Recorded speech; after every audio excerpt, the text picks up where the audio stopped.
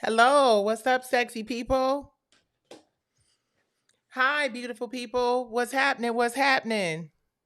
Hello, everybody. What's happening, beautiful people? What's up, IG Live? What's up, YouTube? What's up, Twitter? Welcome, welcome, welcome to another episode of Nights with Nikki. It's been a minute. Hello, I see you. Brownstone fan 15. I like it. I like it. I like it. What's that? I got my readers on, you guys. Hey, Paul Gillis 73. I see you. I see you. Hey, Ab Assassin. I see you too.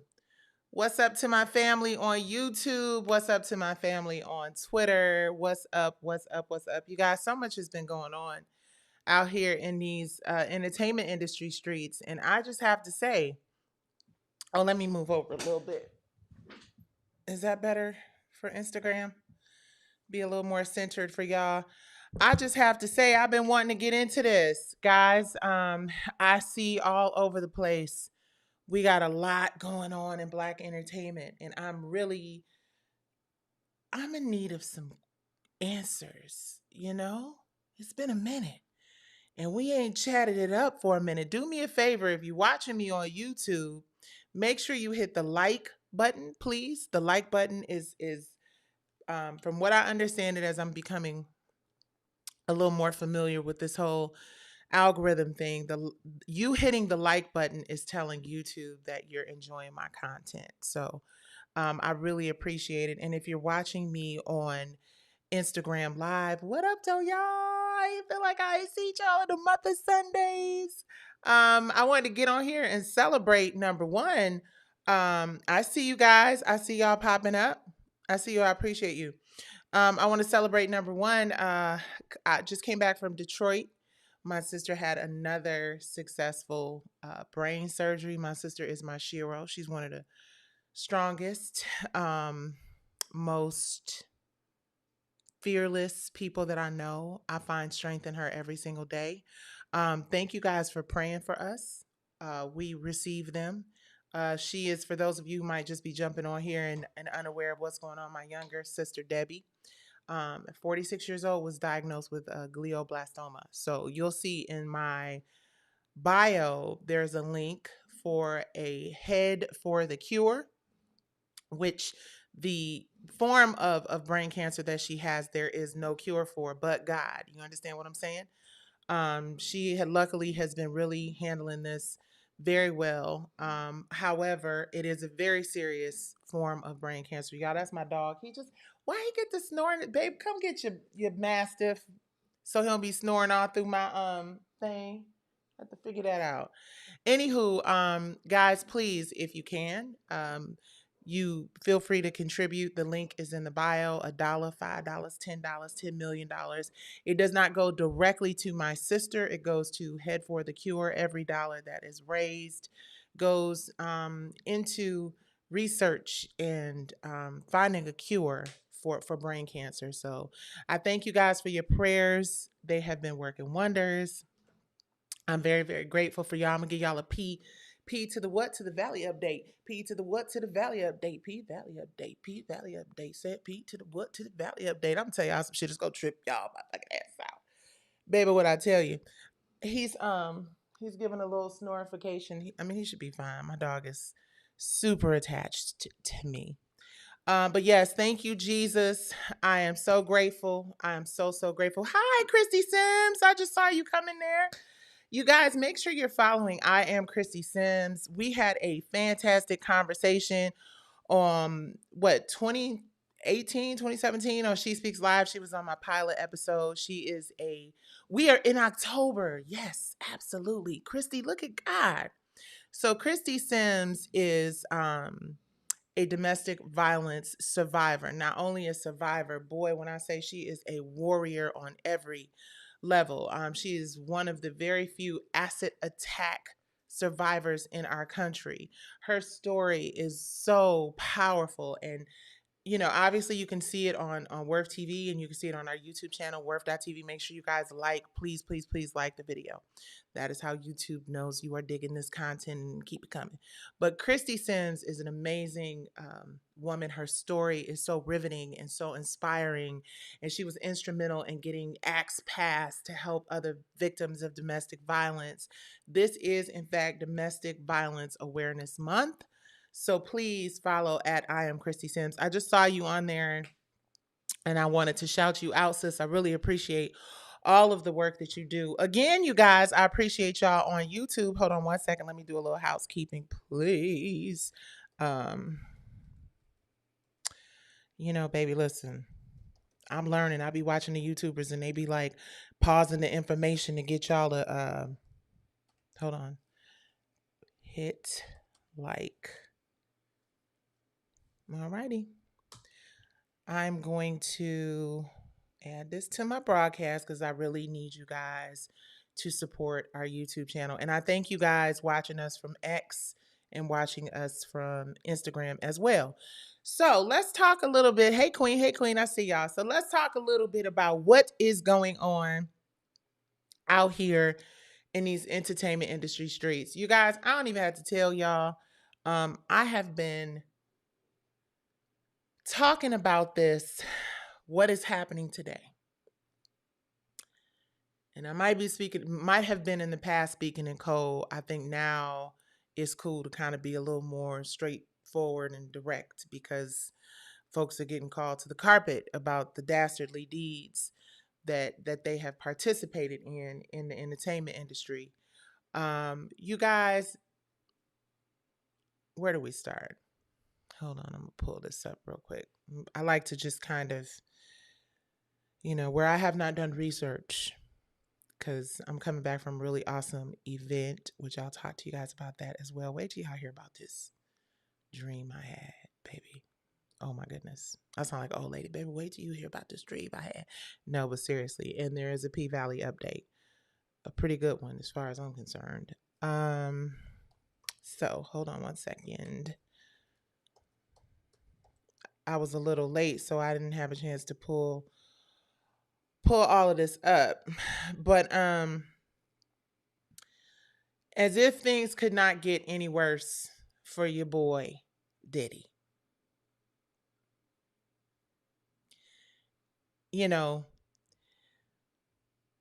Let me say this. Going down this Diddy rabbit hole is triggering as fuck.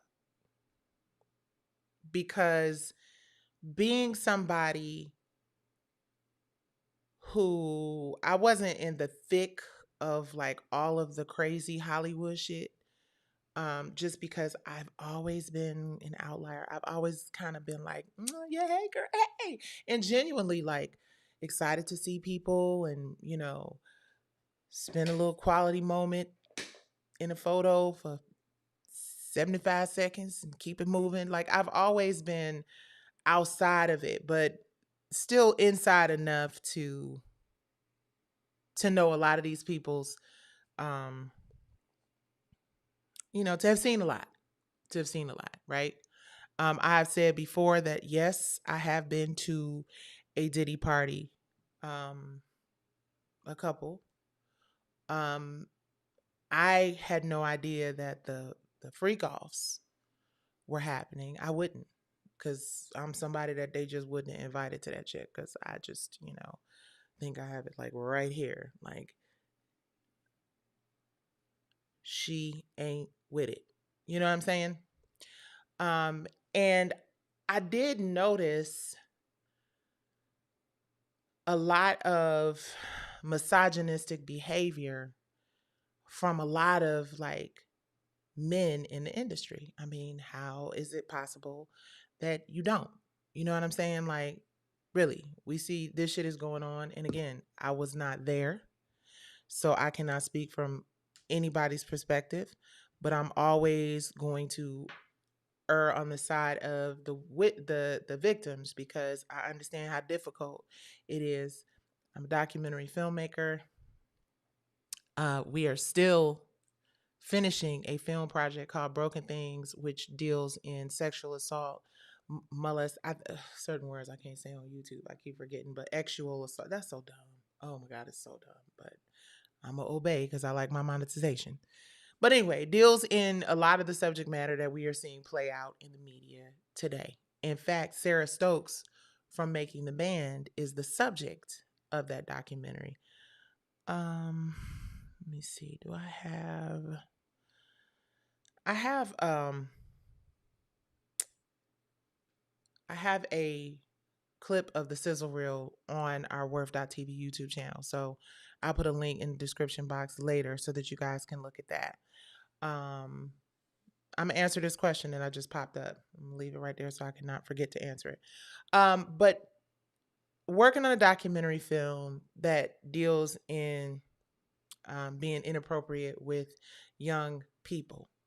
And just when you thought that Diddy was in about as hot of a bathtub full of acid, no pun intended, I actually don't mean disrespect. I just talked about Christy Sims. That was a little inappropriate, but y'all feel me.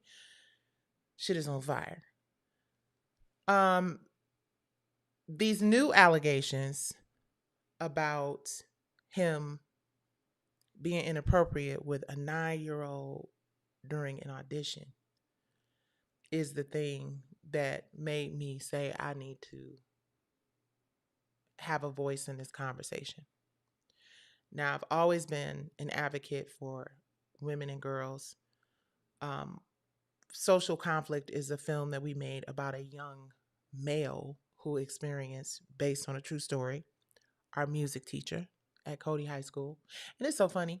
Sidebar, I'm gonna get back to it, but I was at a I was at a breast cancer walk. I got Spirit of Detroit Award. Thank you to the Detroit City Council. Thank you to Sharon and Mix 92.3. I was shocked, surprised, and it is the honor of my life because my hometown is everything. So shout out to Detroit. What up, though? I'm so grateful.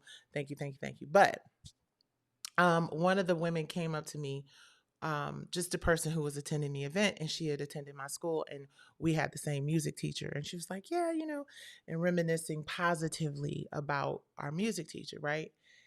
And I was just sitting there and I had a million thoughts going through my head because I know maybe she wasn't aware, but I know that he was a pedo and that he ruined a lot of young Black men's lives. And, a few of them were very, very close friends of mine. And one of them, one of my best friends in the world, who Dead Poet Society is what brought us to LA to pursue our dreams, pursue our careers. He was brave enough to share his story and share his journey. And being a young man, I remember we would the reason and again, this is back to this Diddy story of the 9-year-old auditioning. Obviously, we were freshmen and sophomores in high school, so we weren't 9. Sarah was very young when it first started happening to her. And again, a minor is a minor is a minor. So same situation. Tillis Butler, I say his name because not a lot of people know, and he is no longer here. He's in the ground where, as far as I'm concerned, he belongs. But we did a short film, Social Conflict, which you can see at wirftv.com. You guys make sure you like, share, and subscribe, please. Make sure you like, you share, and you subscribe because, it lets the people know that you really want to see it. I see y'all coming in here. And I'm getting to the point with this long-winded ass story, but it's very important. So we do this amazing short film, Labor of Love. We actually shot it at our high school where these events occurred. And we did it as a backdoor pilot, which basically means that the goal was because I financed it myself. So me and our production company. And we got, acknowledged in the film festival circuit, really got recognized for being a really great film. But again, here's a story of a young group of young men going to audition and rehearse and practice with someone who they believe is going to help them accomplish their dreams and their goals in life. And this person does something really horrible to them, and it changes the trajectory of their lives forever, no matter how successful they become later in life, no matter how wealthy or, you know, how much they're able to leverage their gifts musically, whatever. That is, that incident, that occurrence of deviant sexual behavior towards a minor is generation upon generation upon generation of, like, toxic, destructive trauma that will be passed down. And I know that because I've seen so many people within my own family, people I went to school with, so to hear that allegedly, because again, I know y'all be getting mad when people don't just go in and laugh, but allegedly, um, this is something that he did, right? Is very disheartening. But one of the things I thought about when I was making the film Social Conflict and looking at this now as a writer and a director is, number one, I've done since 2016, 2017, actually, like even before that, because Soulkins Cabaret, which we gonna get into in a minute, because I sure got an update for y'all. Good evening, y'all. Hello, Tiana. Hello, hello, hello, hello. Anthony, I see you. Good evening, good evening. You guys make sure you hit the like button, and please hit the like button now, because as you hit the like button, as we're watching this video, it tells YouTube, and then YouTube is gonna put it out there so that more people are able to see it, and so on and so on and so on. But what I learned after doing these projects, right? Because we dealt with the issue of sexual assault. I keep saying it. See, that's what's gonna stop you too from sitting my oh, because I'm saying the actual word. I gotta figure it out. Making content that addresses very serious issues, and then working in an industry, right, where you want to have that content distributed so that it reaches, the masses, right? um is next to impossible, and it had been next to impossible, and now I understand exactly why. Now I have a clear understanding of why the content dealing with domestic violence, dealing with sexual assault, as I have to say on YouTube, dealing with molestation of children and stuff, right? Now I understand why those projects never got the attention from the major distributors that they could have gotten, right? And should have gotten, because they were amazing. I remember when we started doing Front and Bottom Up, which is a series with Sarah Stokes from Making the Band, who worked with Diddy. So I've got, oh my God, when I tell y'all, it's just so much content, so much content.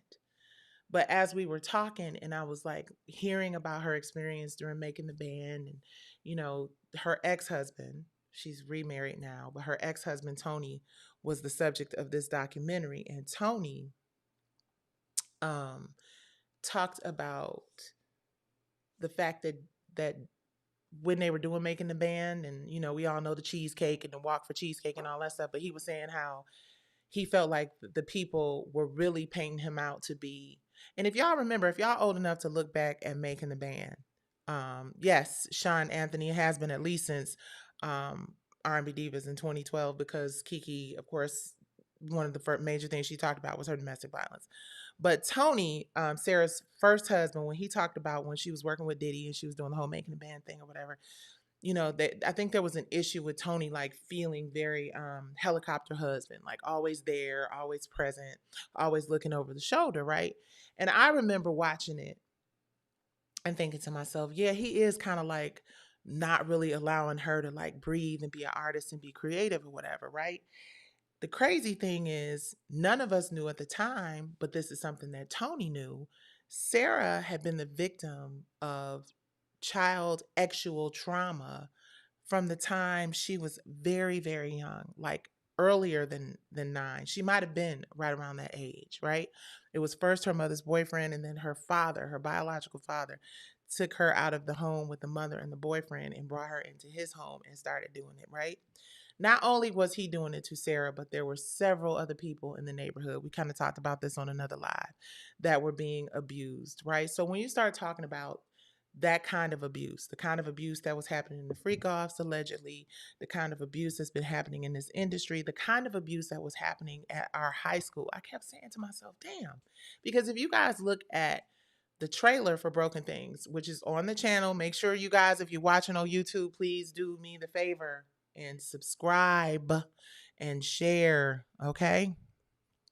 Um, so one of the things that I noticed is that it was very, very, very difficult to get anybody to bite on this. So when we were initially doing the Sarah Stokes, I'm sorry, BET From the Bottom Up series, Sarah was literally being released from prison. Sarah was being released from prison because she was on a domestic, I think, 90-day hold, because, you know, her and Tony were constantly going at it. And I think when we look back, getting back to the whole making a band thing, we saw Tony a lot of times just always there. Had no idea that the reason why Tony was there is because in his mind, although there was some domestic violence things, and when you see the full version of Broken Things, which is the documentary that follows Sarah Stokes from making the band, her life and the trauma that she had to endure, you're going to see that there is a lot of physical, emotional trauma and violence.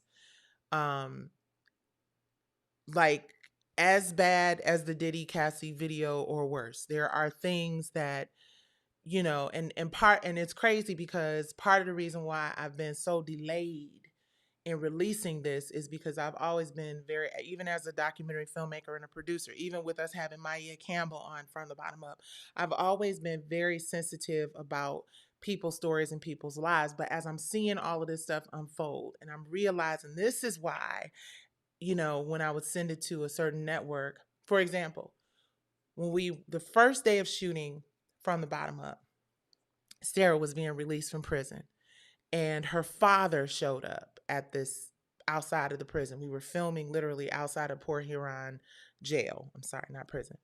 So as we're filming, Tony, her husband, comes up and he's doing that same stuff we saw on Making the Band, that helicopter husband shit, you know, there and kind of like wigging out, whatever. And that is when we learned that he was bugging because Sarah's father was present and he was trying to basically, in his words, protect her and protect his two daughters from this monster that Sarah's father was, right? Now, we decided that, well, I got on the phone with the network and my partners, and I was like, listen, we outside the jail. Tony, Sarah's husband, is saying that her father is a PDO. You know, what do we do? They're like, look, we can't really touch it. It's too much involved, blah, blah, blah, blah. So I'm like, F it. We're going to still keep rolling. We're still going to keep capturing this because I understand from personal uh, experiences with people and folks that I love who have had to endure stuff like this. This is an important story to tell, even if at the time the network didn't, we kept everything rolling. I'm glad we did because we later discovered in season 2, Sarah wasn't going to come back to the show unless she was able to talk about how being a victim, and there's a reason I'm sharing this whole thing with you guys because it's so important and it touches on so many aspects of the Diddy and the Cassie thing, right? I mean, Sarah and Cassie look similar, you know, beautiful, talented singers who just want to be successful in their careers. And now they're faced with the monster of SA, the monster of DV, domestic violence, right? So, Sarah, we keep filming. You know, Sarah goes home with her dad, and we film a scene that to this day is probably the creepiest, most disgusting, horrible shit I've ever sat and witnessed. Her father was so out of touch with, like, I'm like, sir, we're filming this. First of all, you go in the house and it's like perfect to the point where it almost like had you like, oh no, nobody is this, is nothing is this perfect, right? And her father's a former military guy, and her stepmom is, a Caucasian woman and stuff. And we go in there, and I literally had to leave, and my partner had to leave because we're sitting at the table, and he tells her before we even got into the house. It started before we even got into the house, and all of this is in the documentary that we have not released yet, but we are releasing, especially after all of this shit that's happened. And whether or not Diddy knew that Sarah had been the victim of these horrible things at the time, I have no idea. But when you look and compare the two, it's crazy. But as she's coming into the house, right, her father keeps asking her, and we're filming this, did you get my letters? Did you get my letters? And she's like, yeah, yeah, yeah. And he's like, did you get my letters? While you were in jail, I sent you lots of letters. And she's like, yeah, Dad, I got your letters. And he said, I sprayed them with my cologne. This is her biological father who is asking his daughter, did you get my letters? I sprayed them with my cologne so you could remember me. And Sarah was like, yeah. And my friends were like, is that your man? And I was like, no, that's my dad. Right. And I was like, this isn't really happening. So then we go inside and we sit at the table, and she's talking about when she was in jail and how she used to sing gospel songs. And her stepmother was like, yeah, I really love how you sing the gospel songs. And she was like, yeah, I sing those songs because they inspired me and they inspired the women. And her father, her biological father, said, I prefer it when you do the sexy, sultry X, Y, and Z. It's all on tape. She's saying I sing gospel and sang gospel to inspire myself and the other women. And he said, I prefer when you sing sexy and sultry and you. So I'm sitting there and I'm like, okay. And she's like, well, I need to go take a shower. I need to get out of this stuff and blah, blah, blah. So then the guy that she's dating at the time, because there was a whole thing with divorce papers while she was in jail, you'll see it all in the documentary. He's there, and the father sits down and has a conversation with him that was just so inappropriate and it was just so regular for him and so normal for him. But we couldn't use any of it in the series because there would always be the danger or the threat of we could potentially get sued for this. And I understand from a network's perspective why they didn't use it, but we banked the footage and we kept it. So never used it. I knew something really inappropriate was happening, wanted to get involved, but felt like it wasn't my place. So we fell back. By the time we did season 2, Sarah said, I will only participate in this series in the second season if I'm able to talk about, this is Sarah Stokes from Making the Band, and her biological father I was talking about earlier. Somebody asked who. So she said, I will only participate in this and if I'm able to talk about the abuse that has happened, right? So we knew about the domestic stuff because we saw Making the Band, and we saw her constantly in the headlines for having been arrested for domestic violence and him having been arrested for domestic violence. But I wanted to find out where it was coming from, right? Because usually, and when you watch the documentary, when we release it on WIRFTV.com, you guys please do me the huge favor of hitting like. I need y'all to hit like so you too can tell the algorithm that y'all like this content, because they shadow banning us because this is the content they don't want us to have. And now with all the crazy shit that we've discovered about Diddy, we understand why. But anyway, so second season, Sarah needed to talk to a therapist. So we arranged for her to talk to a therapist. So Sarah talked to a therapist on season 2 of From the Bottom Up. You can watch this whole series on WIRFTV.com. Make sure you guys subscribe, WIRFTV.com. WorthTV.com is our streaming platform. It is not the YouTube channel. It is Worth, WIRF, Women in Reality Film TV.com. And that's where you can watch this series I'm talking about and clips from the documentary that is yet to be released. And make sure you hit like on Worth.tv, which is our YouTube channel. But anyway, season 2 rolls around. She's talking to the therapist. You know, she's got her thing going. This is why that show From the Bottom Up is my proudest accomplishment outside of Brownstone, obviously. Sarah's neighbor across the street, beautiful young girl, 17 years old, blonde hair, blue eyes, absolutely stunning, lived across the street from Sarah and her father. This is the power of just one. Y'all hear me complaining all the time about how I look on my Instagram or one of my social media outlets and it's 3 people on there. But all you need to really have a really positive impact on the world is one. So, From the Bottom Up series is a series that I did in partnership with Queen Latifah and Shakim at Flavor Unit. I'm always going to be grateful to Queen Latifah and Shakim for what's really crazy is the same time that I was pitching the CEO of Lionsgate, Soul Kittens Cabaret, as a co-ownership partnership scenario. During that same time, I pitched this series that I'm talking to y'all about right now to Shakim and Queen Latifah, and they actually partnered with me and we co-owned the series and we licensed it to BET.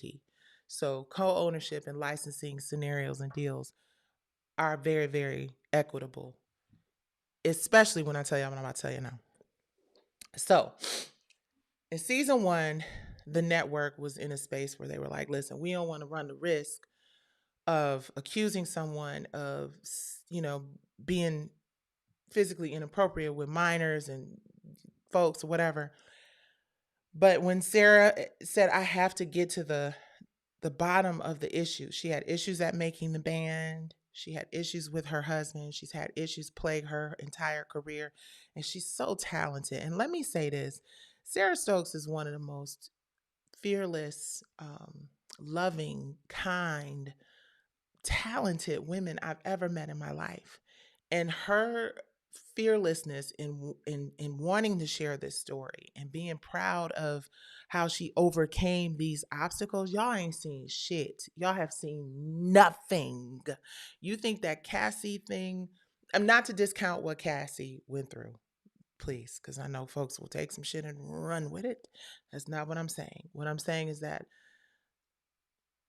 Sarah is just a really strong, powerful woman, and her story is going to blow your mind. But Sarah making the decision. This was the season when both Sarah Stokes and Maia Campbell were both on From the Bottom Up.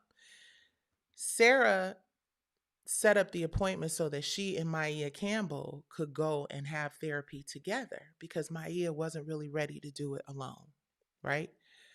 So Maia ended up not showing up for the therapy appointment. And when she didn't show up for the therapy appointment, we explained to Maia that we could not proceed with her on the show because we started seeing signs of her needing to work through some mental health issues. And we weren't going to exploit her, you know, challenges. So she wanted to work, she wanted to be on TV. Part of the agreement was this isn't just reality TV. We're documenting your journey to getting better, to going from the bottom to the top. That's why the show is called From the Bottom Up, not from the bottom to below the bottom. And Maia just was in a different space, so we ended up wrapping up Maia's season early, but Sarah stayed on board. Sarah still went to that meeting with that therapist. We recorded it, we broadcast it, and the little girl across the street saw it.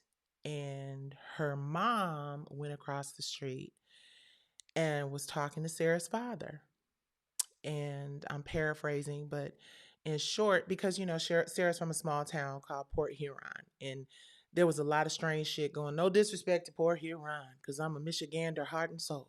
I mean, you know, Detroit versus everybody, but Port Huron is still part of Michigan, and I'm not disrespecting Port Huron, but there was some really crazy stuff going on in the departments that are supposed to protect you. around the time that Sarah was sharing that she had been being molested by her father. Not only was Sarah being molested by her father, but several other young girls that are a part of this documentary that we did were also being essayed by her father. He was a habitual abuser. So keep in mind, Sarah reported when she was 14, they put her in a mental hospital. Sarah was, in her own words, ready to wrap it up and end it all because she ended up saving one of her. Y'all, this story is so deep. One of her father, Sarah ran track, and her father was like an athletic guy in the neighborhood, and he would lure um, the girls to the basement so that he could massage out their kinks. And Sarah, one of her friends, went down there, and Sarah basically came out of hiding in the basement and told her friend to run. And that is the only reason that girl did not get abused by Sarah's father. And when Sarah went to tell the police about it, because it happened to another young girl, Sarah's parents put her in a home, and the city allowed that to happen. So this had been going on since she was about 14. Sarah's now on From the Bottom Up, which is the series that I produced with Queen Latifah and Shakim. And Sarah has shared her journey. But what we decided we would do is not name the perpetrator. She just said it was a family member who I went from one place where her mother's boyfriend was molesting her. And then she went to another family member, and then that family member started doing it. Now, she told the therapist who it was, but we didn't broadcast it because, of course, we didn't want to put that out there because we didn't have proof. Well, little girl across the street sees the episode.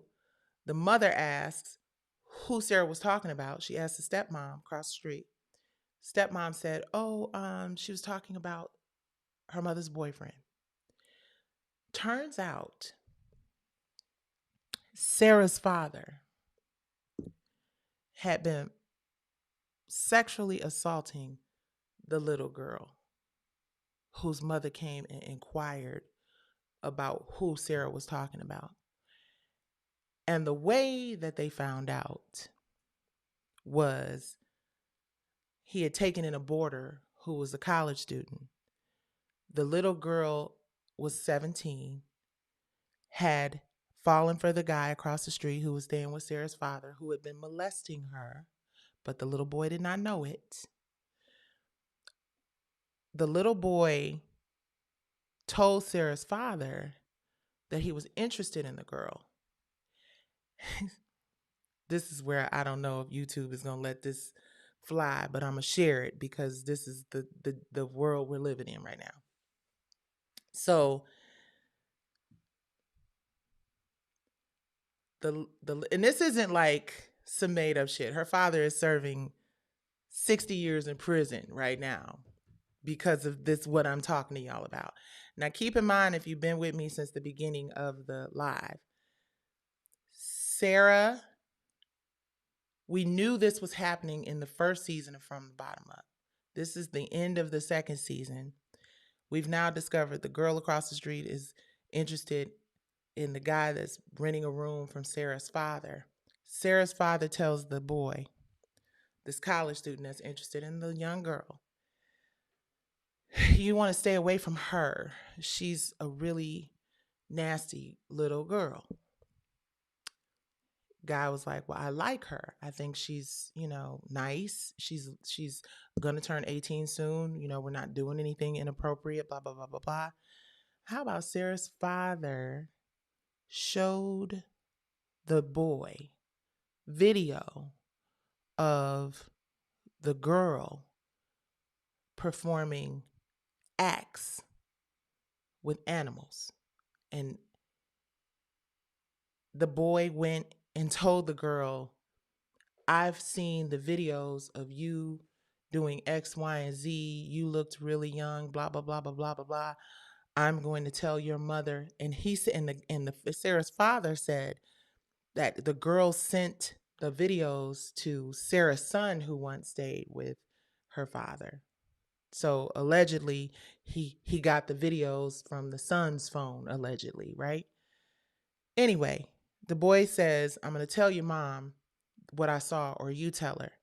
The girl broke down and told the boy, because she had a crush on him, the truth, which was that Sarah's father had been actually, for YouTube, inappropriate with her from the time she was 13 or some shit. So Sarah was 13 or 14 years old. Sarah's now a grown adult, a whole full blown grown woman. And the little girl across the street who she watched grow up has also been a victim of her father. So the boy said, "If you don't tell your mother, I'ma tell her." The girl told her mother. They went to the cops. The cops allegedly said, "Okay, we need more proof." She said, "I'll go over there and get it for you." The girl went over there with her phone on and video, allegedly got all the information she needed. And that they went in there and got his ass. And we watched him get sentenced. And the judge said this is one of the worst cases of actual assault on young people that I've ever seen. And I hope you never see the light of day. And he mentioned Sarah never got a chance to speak. The girl got a chance to speak. Her mother got a chance to speak. Um, there were other cases because there's no statute because these people were minors. But the judge was like, your daughter's in here, and hopefully, if you ever get to the point where you're able to get out, she will then send you back. So I say all this to say, here we've had this movie since before Surviving R. Kelly. This documentary I started.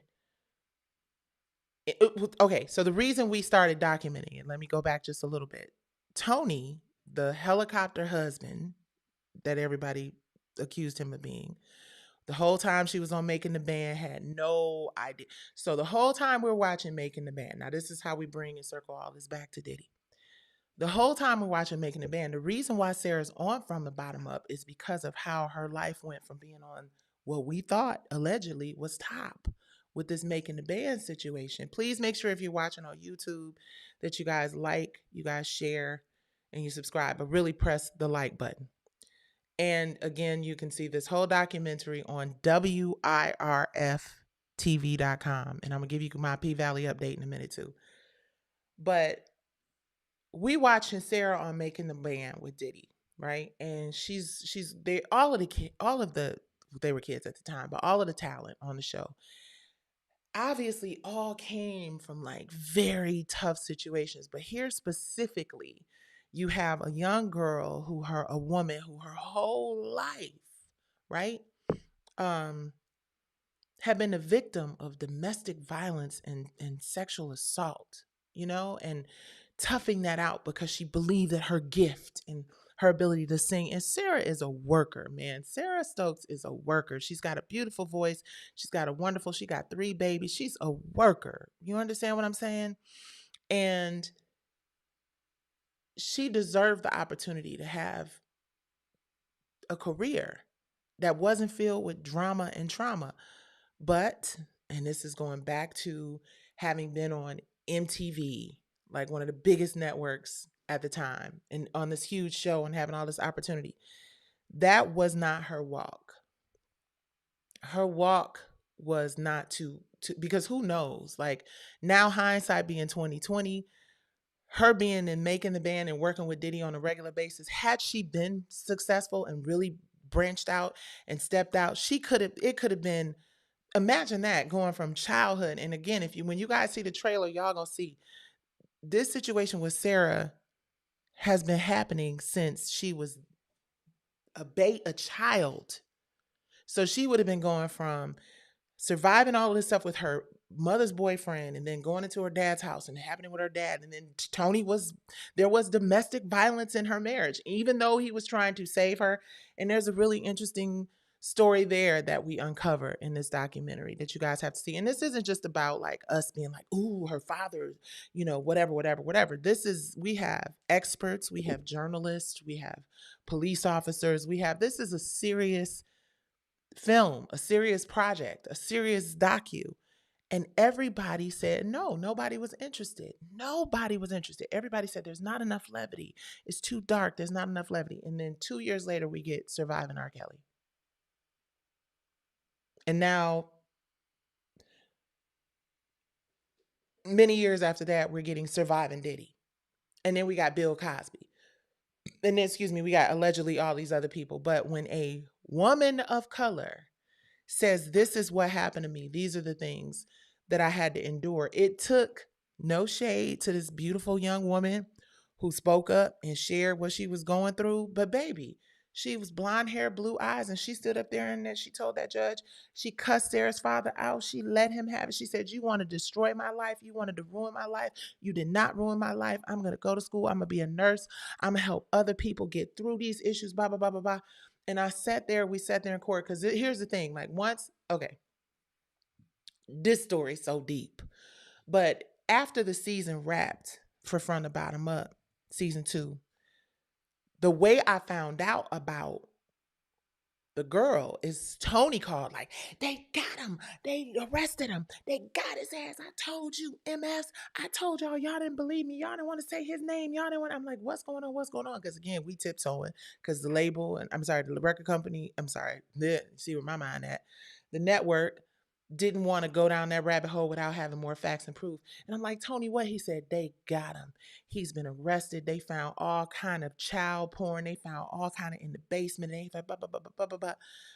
I called the network. I said, listen, they got him. It's official. He's in jail. He's been doing this to all of these kids. He's been a habitual person out here in these streets doing stuff I can't really say on YouTube because they're going to demonetize me, but you know what I'm saying.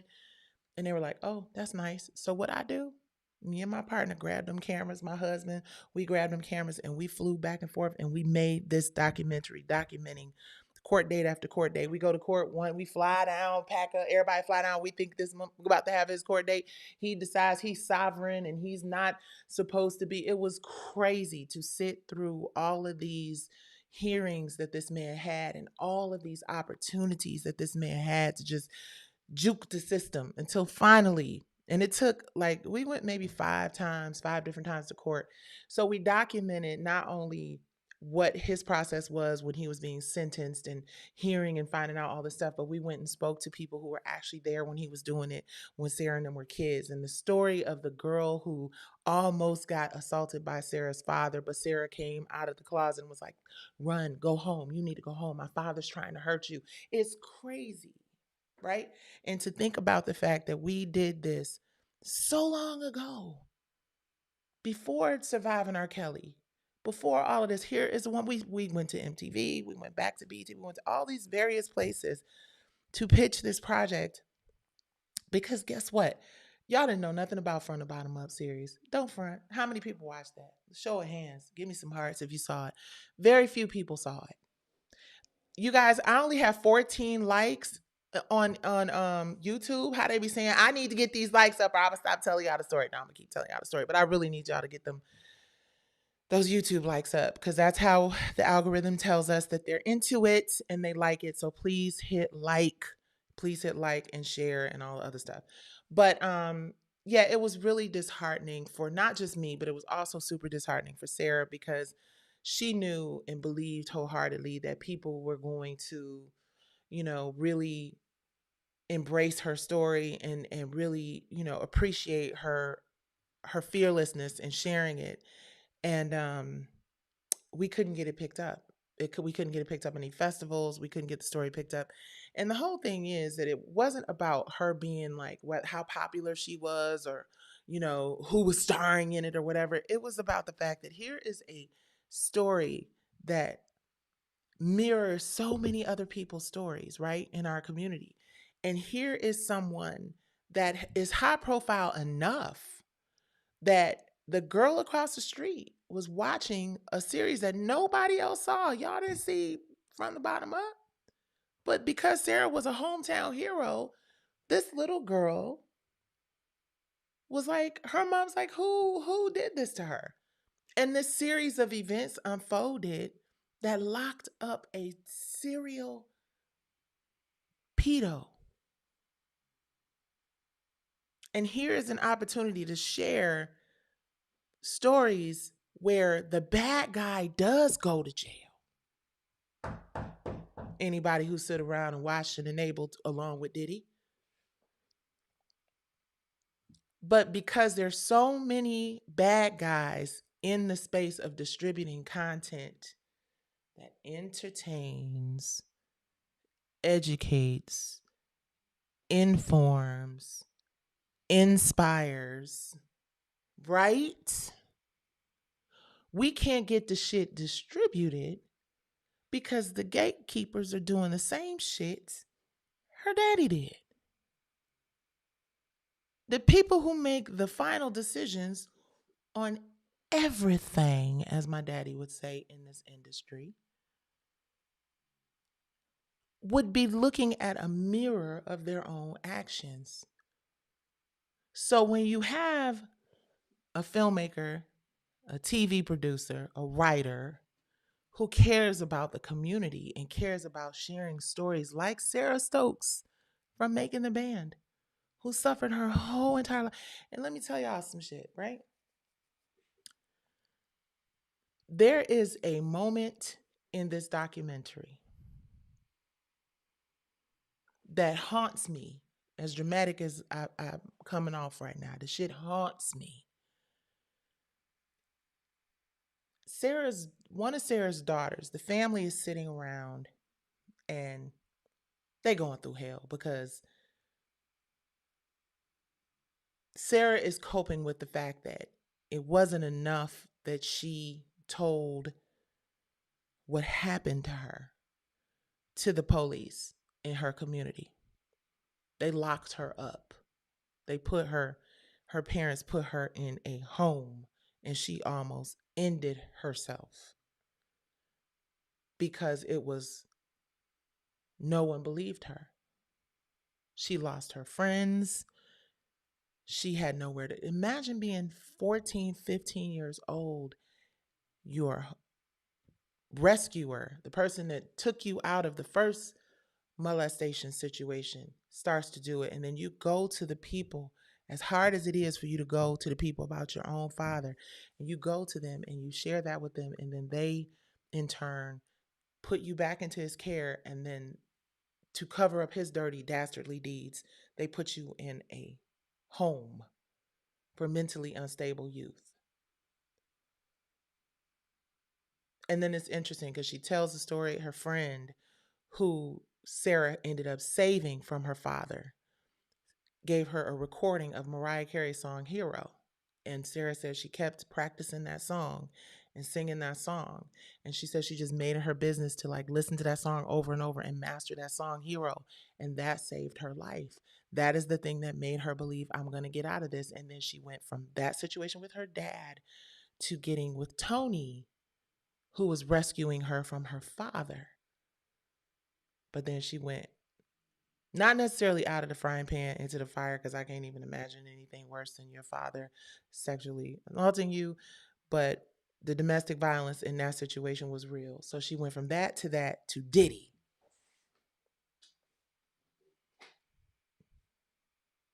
She went from mama stepfather to a husband that was into some domestic violence stuff to pursuing her career, because the singing the song and finding her voice and hearing that record took her to that place, to making a band. Here's my shot.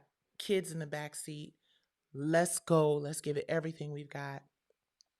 Audition for making the band. And she ended up in that situation. So that didn't work out.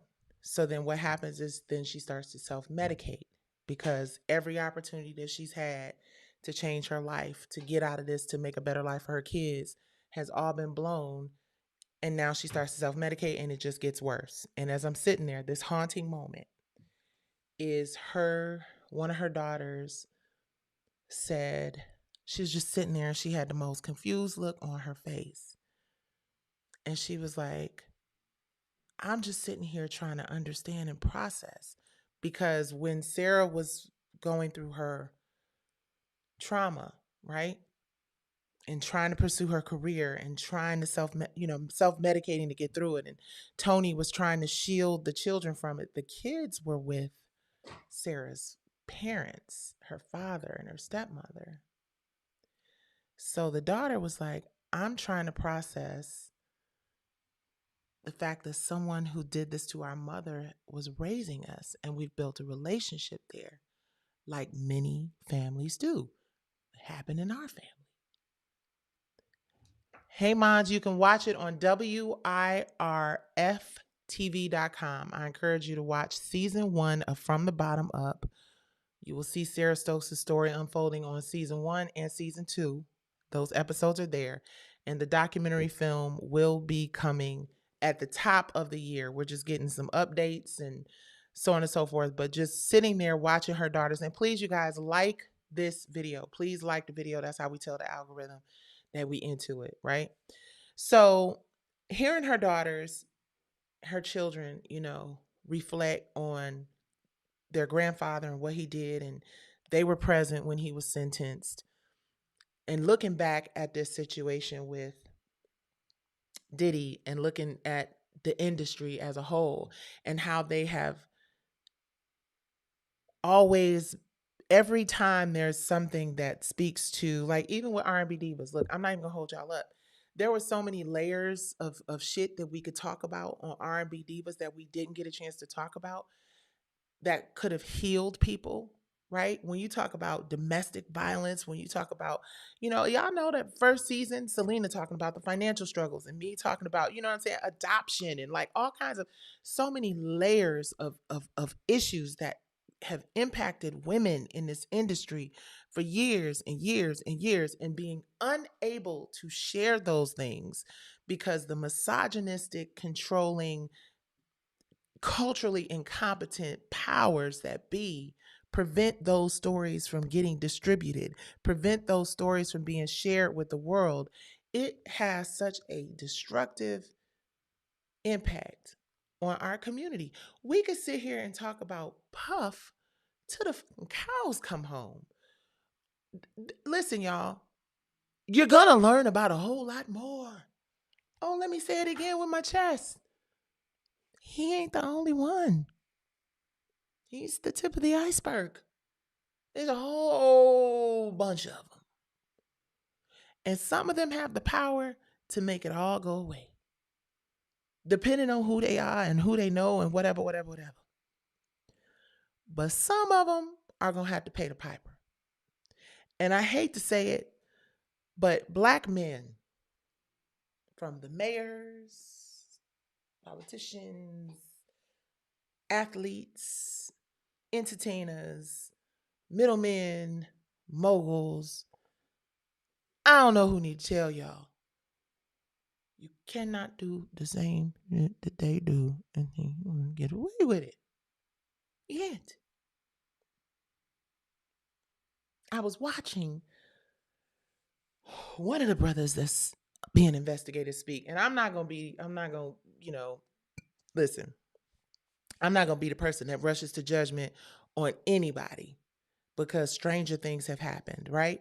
But let me say this: getting out here talking about, well, I ain't the only one that did it, is not the solution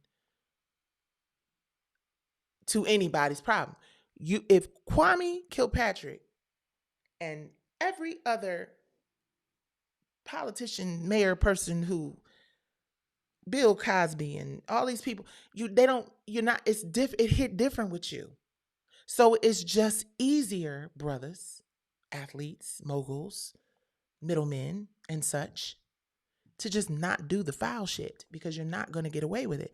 It's just, motherfuckers just banking the mistakes so they can cash in on them whenever they're ready. And here is the thing.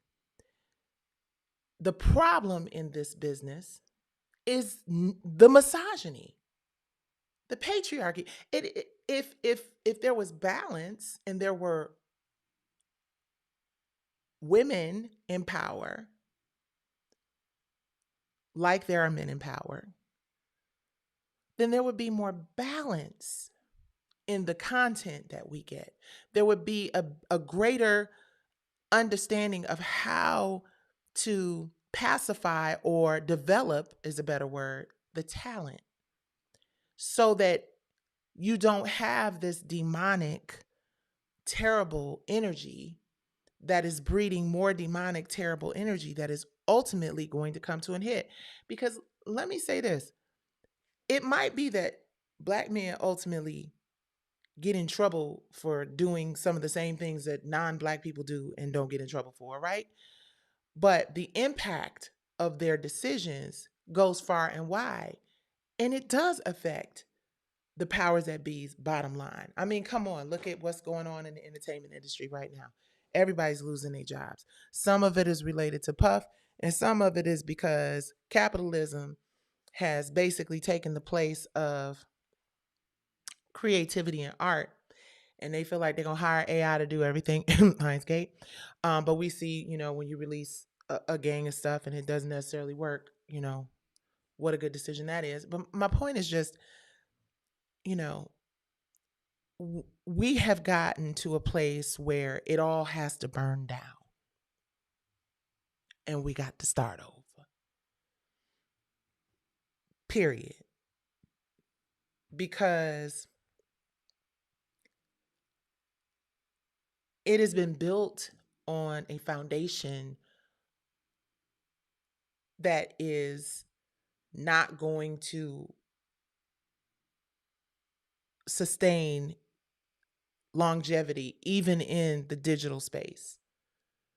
Because what we've done is we started to realize that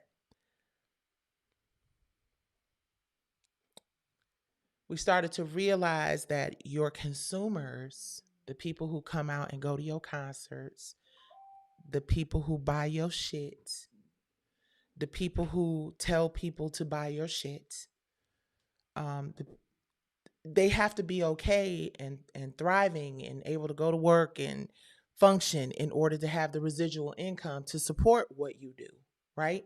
And now what's happened is we see that the streaming platforms, the record companies, the film companies have decided we're going to have AI write everything, right?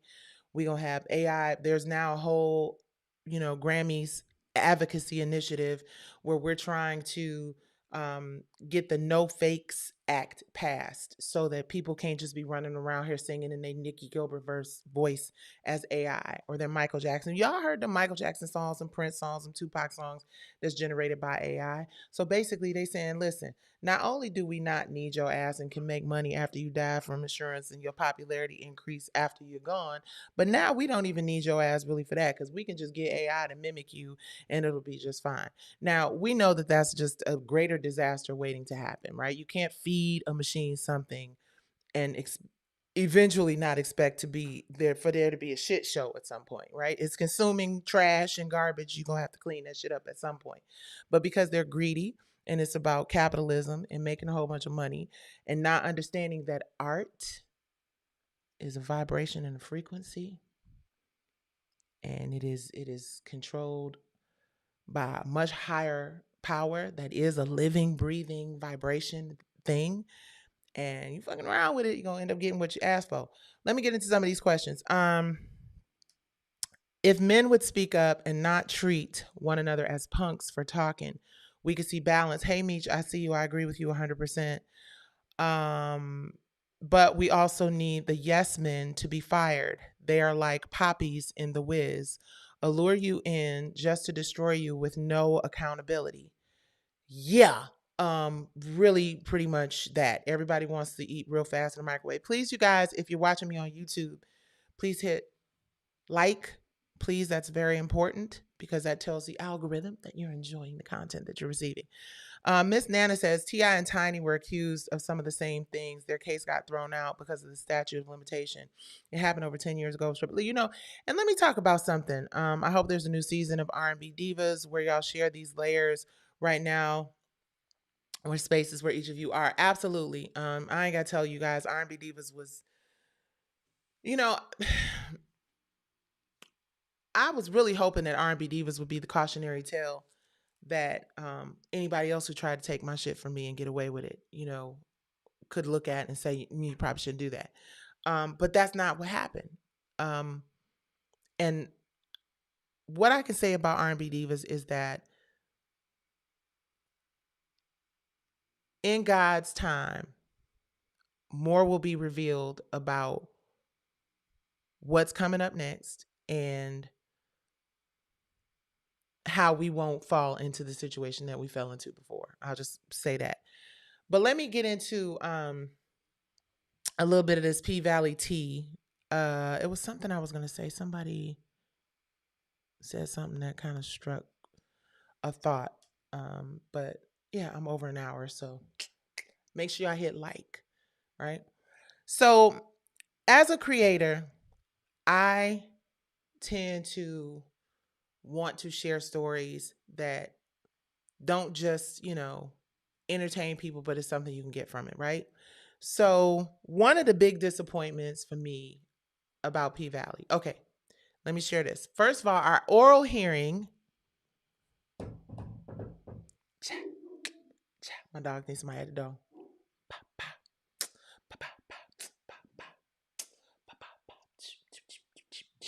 Why am I so geeked about an oral hearing with P Valley? Because it's the first time since I started this conversation with Katori Hall, Stars and Lionsgate. This is the first time since 2020. We're in 2024, about to be in 2025, that I've actually had an opportunity to go before, or my lawyers have had an opportunity to go before justice and argue the facts of my case. I can't answer for you why. It is a part of the judicial system that I learned.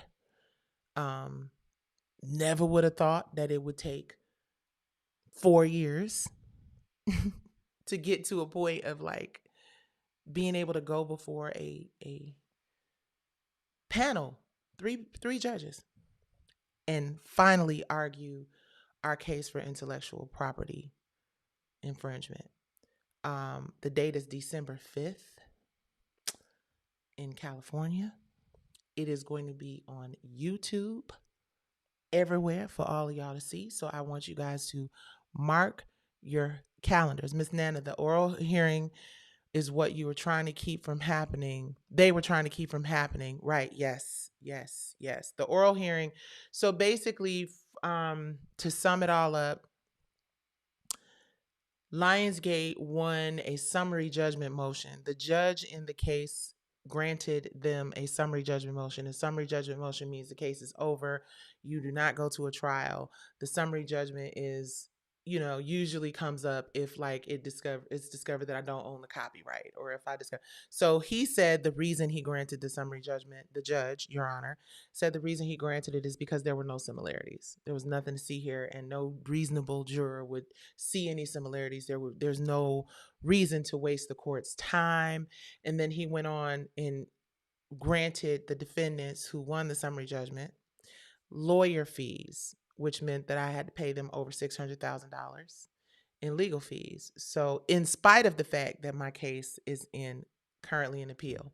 So, the thing that I am praying for is the opportunity to share my truth, which I will have in front of a panel of 3 appeals court judges. And what I understand is that the appeals court is where precedent is set. The appeals court is where changes are made.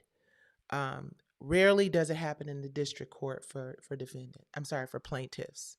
So what I learned in this process is going into a litigation against a multi-billion-dollar company.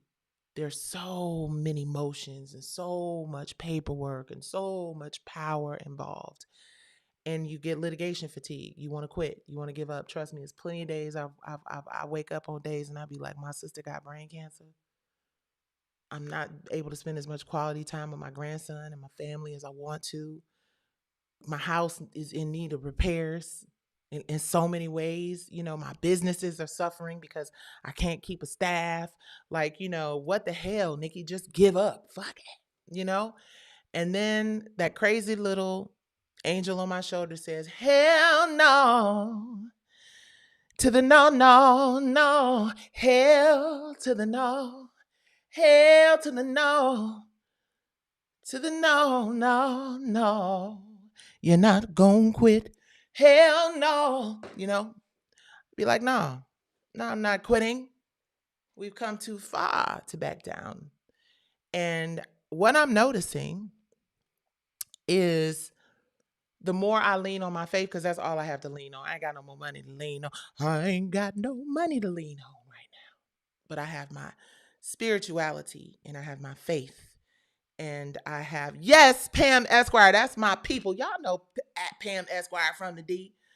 That's one of my favorite people ever. Yes, yes. Hopefully Pam will do a watch party. That would be amazing, right? And I want you guys to watch it, not because, you know, take that, right? Although I'm like, yeah, take that. But what I found is that, number one, um, word on the curb is that they don't do oral hearings on frivolous cases. They don't waste your time. That's right. Somebody said, I'm not giving up. I should have sang that. I sang hell no. I should have sang, no way. Hey, y'all make sure y'all download that. I'm not giving up Brownstone. Y'all make sure y'all check it out. Check it out. I love y'all too. Please hit the like button, y'all, and subscribe to worth.tv YouTube. But I discovered so many things in this process. And the reason I want you guys to tune in and watch this oral hearing is because there were so many moments where I just felt like I can't take it. I can't do this shit. I know that I'm told people I'm a superhero, but I ain't no superhero in real life. I was lying. I can't do it. And thank God my faith and my ancestors and y'all, I really appreciate each and every one of you. Something comes in, a faith that can't be tested. I mean, the faith that has not been tested cannot be trusted. Faith that's the size of a mustard seed.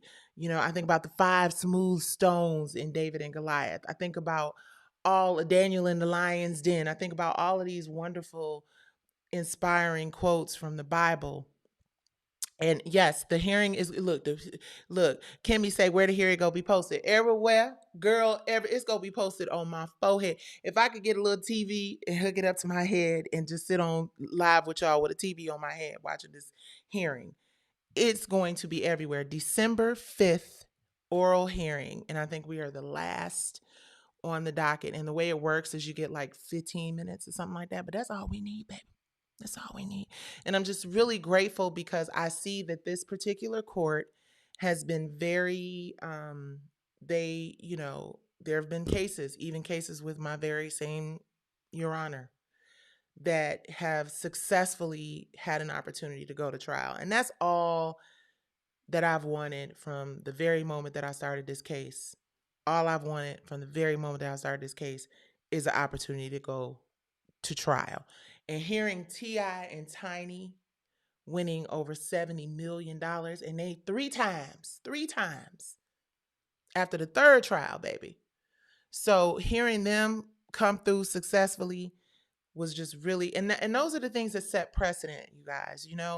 When a person has a successful outcome in a similar case, copyright, substantial similarity, whatever, it really does tell the appeals judges and the district judges that they need to take closer look at these things, because traditionally plaintiffs do not win. Y'all don't understand the fight that I've had to endure. I've had a smile on my face a lot. I've been lighthearted about some shit. Some of y'all might disagree, but trust me when I tell you, I've wanted to rip off some heads because it is the most difficult journey I've ever had to endure in my life. I'm literally watching so many things happen. I'm 53 years old. I'm sorry, 54. 54. Grown as hell. I'm somebody's grandmother. I have 2 grandchildren and a whole family that has to function and a whole business that has to function.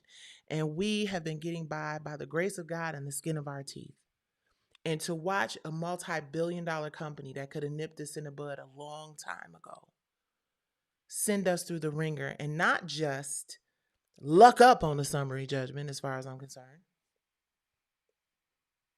but also demand over $600,000 in legal fees from me because I had the audacity to file a litigation to fight for my intellectual property rights and ownership. Wow.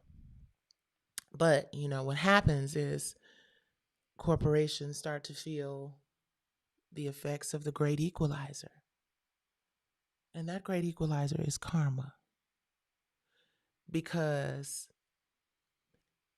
I'll post it. It's West Coast time. I think it's like 9:30 on the West Coast or something. I post it, but it's a public. You know what? Hold on, let me see something. Because I got it right here. And then I'm about to tell y'all something that's gonna kind of trip y'all out a little bit. A little bit. Okay, maybe I don't have it, and I don't want to try to rush. I mean, I don't want to try to fight it, but it's on the docket right now.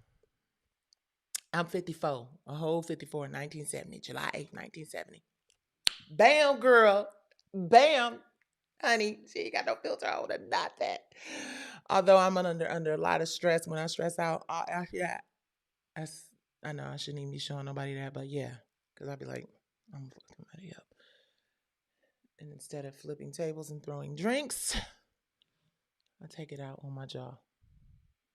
But I digress. So karma is a great equalizer. Karma and Jesus created karma. God created karma to deal with these super wealthy, powerful people who don't give a shit about nothing unless it gets what, 1 billion impressions. So Lionsgate, which is the parent company of Stars, and the CEO of Lionsgate is the person that I met with because I thought I was going to get my Tyler Perry on, but clearly he said no, that is reserved for the men in the entertainment industry, because I have yet to see a woman get a deal like Tyler Perry anywhere from anybody. I just have yet to see any of those ownership deals play out. And now that they don't even really have to have actual people writing shit, because what they finna do, Lionsgate just announced that their entire catalog is now going to be rewritten and revived and redone by AI, allegedly. I'm paraphrasing, something like that. Lionsgate also, who is the company that I am in litigation with, they released about 15 movies over the past year. Many of them had over $100 million budget, much like P-Valley and Kotori Hall was. They said they gave Kotori Hall $100 million for P-Valley. Please hit the like button on YouTube. Lionsgate made about 15 movies over the last year, and every single one of them flopped, underperformed. It's all over the press. Not The Crow did terribly. Megalopolis, they're calling it a mega flop. That's Francis Ford Coppola. I think the movie cost over $100 million. They haven't made 4 back yet. Lots of big movies. I love Halle Berry, but the one they did with her didn't do very well. Matter of fact, I think that might be one of the ones that actually did better than the others. But they had flop after flop after flop. And I was thinking to myself, and myself say, And I said, God really don't like ugly, do he? And here's the thing. It doesn't make me happy to see that these movies didn't succeed, because there are a lot of people who had nothing to do with some of the deeds that have been done, who need this, these movies to work in order to feed their families. So I'm not like happy or geeked up that those movies aren't successful. But what I am realizing is that you can't move through this world and move through this industry and move through spaces with energy that destroys people's lives and destroys families and prevents people from having successful outcomes, especially really talented, creative people who don't deserve to be abused and bullied by corporations. To sit back, it's like last year, I think it was December 8th or some shit, when I found out that I lost, or they put out an article, Lionsgate permanently defeats IP case. And at the same time, I'm dealing with the fact that, I got a sister who's fighting brain cancer and problems with my mortgage and all kind of shit. And I just remember saying to myself, God, at this point, it's not even about me anymore. It's not even about my family and what they took from me and what they did to me, right? Please stop them from being able to do this to anybody else.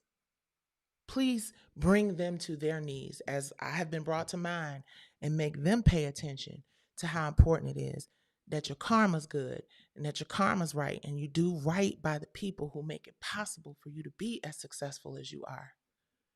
I really was in a space of like, as angry as I am, because my feeling with everything that's going on in my world and in my life right now, my energy is not sadness, it is fury. I've said that before. I am furious, and I have to be careful because in this space of feeling furious, I tend to like call on an energy of like, y'all know how, right? This is my family.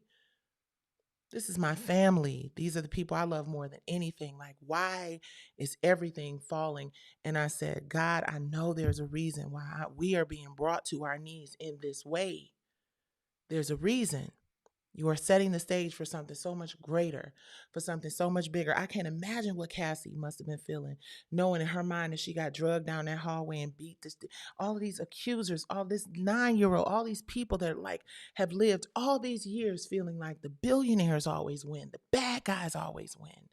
The ones that just blow through this industry and destroy people's lives and traumatize motherfuckers and steal and rob. When you think about what they did to Michael Jackson, when you think about what they did to Prince, when you think about what they did to every creative who has contributed and built this industry that they are making all this money off of, I'm like, Lord, destroy that spirit. End it. Wrap it up. Burn it down. Make it go away. Take it apart, bit by bit, piece by piece, bolt and screw by bolt and screw. Dismantle that motherfucker. Throw it away. Let the seeds, the creatives, grow on fertile, fresh, new ground. Because what is happening to me and every other person who did not acquiesce to the bullshit is not right. See Dolores Tucker. Madam, please like the video, you guys. Please, please like the video. Please, I need y'all to like it so these people know. See Dolores Tucker. No shade to any of the other truth tellers out here, the Cats and the Jags and all of them. I love y'all, and Monique's and everybody out here. I heard I got to see the one that Jag just did. I heard she set this place on fire like only Jaguar Wright can. But before all of us new truth tellers came along, Madam C. Dolores Tucker, Melba Moore, Dionne Warwick, these women in entertainment did everything in their power to redirect the focus and the energy in our community, in our music, in our art, because they knew that this day of reckoning would come. They knew that this day would come and it would be ugly, and the impact of it on our community would be terrible. I'm going to say something that some of y'all ain't going to want to hear. And it's not about respectability politics. It's not about being judgy. And it's not about, being an auntie, although I proudly wear my auntie badge and my auntie swag. It's time for the drinking and the partying and the sex, drugs, and rock and roll shit to be put on hold just for a minute. Just just for a minute. Just for a minute.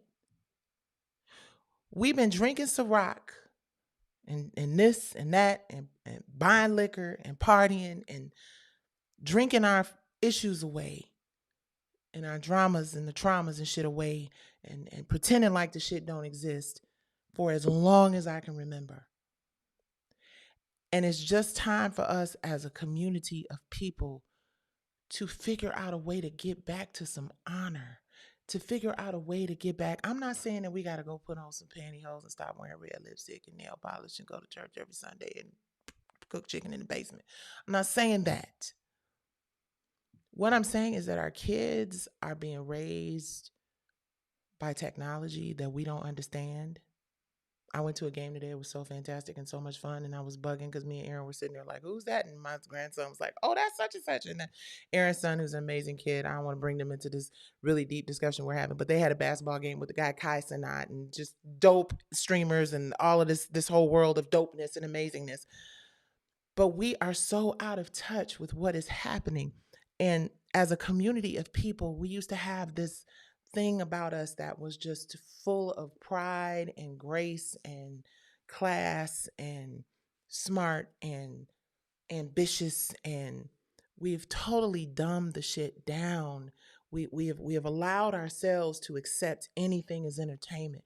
We've allowed ourselves to just drink, smoke, get high, party, have sex, wear a wig, get snuffleupagus against eyelashes, paint on your face, and not really be authentically who you are.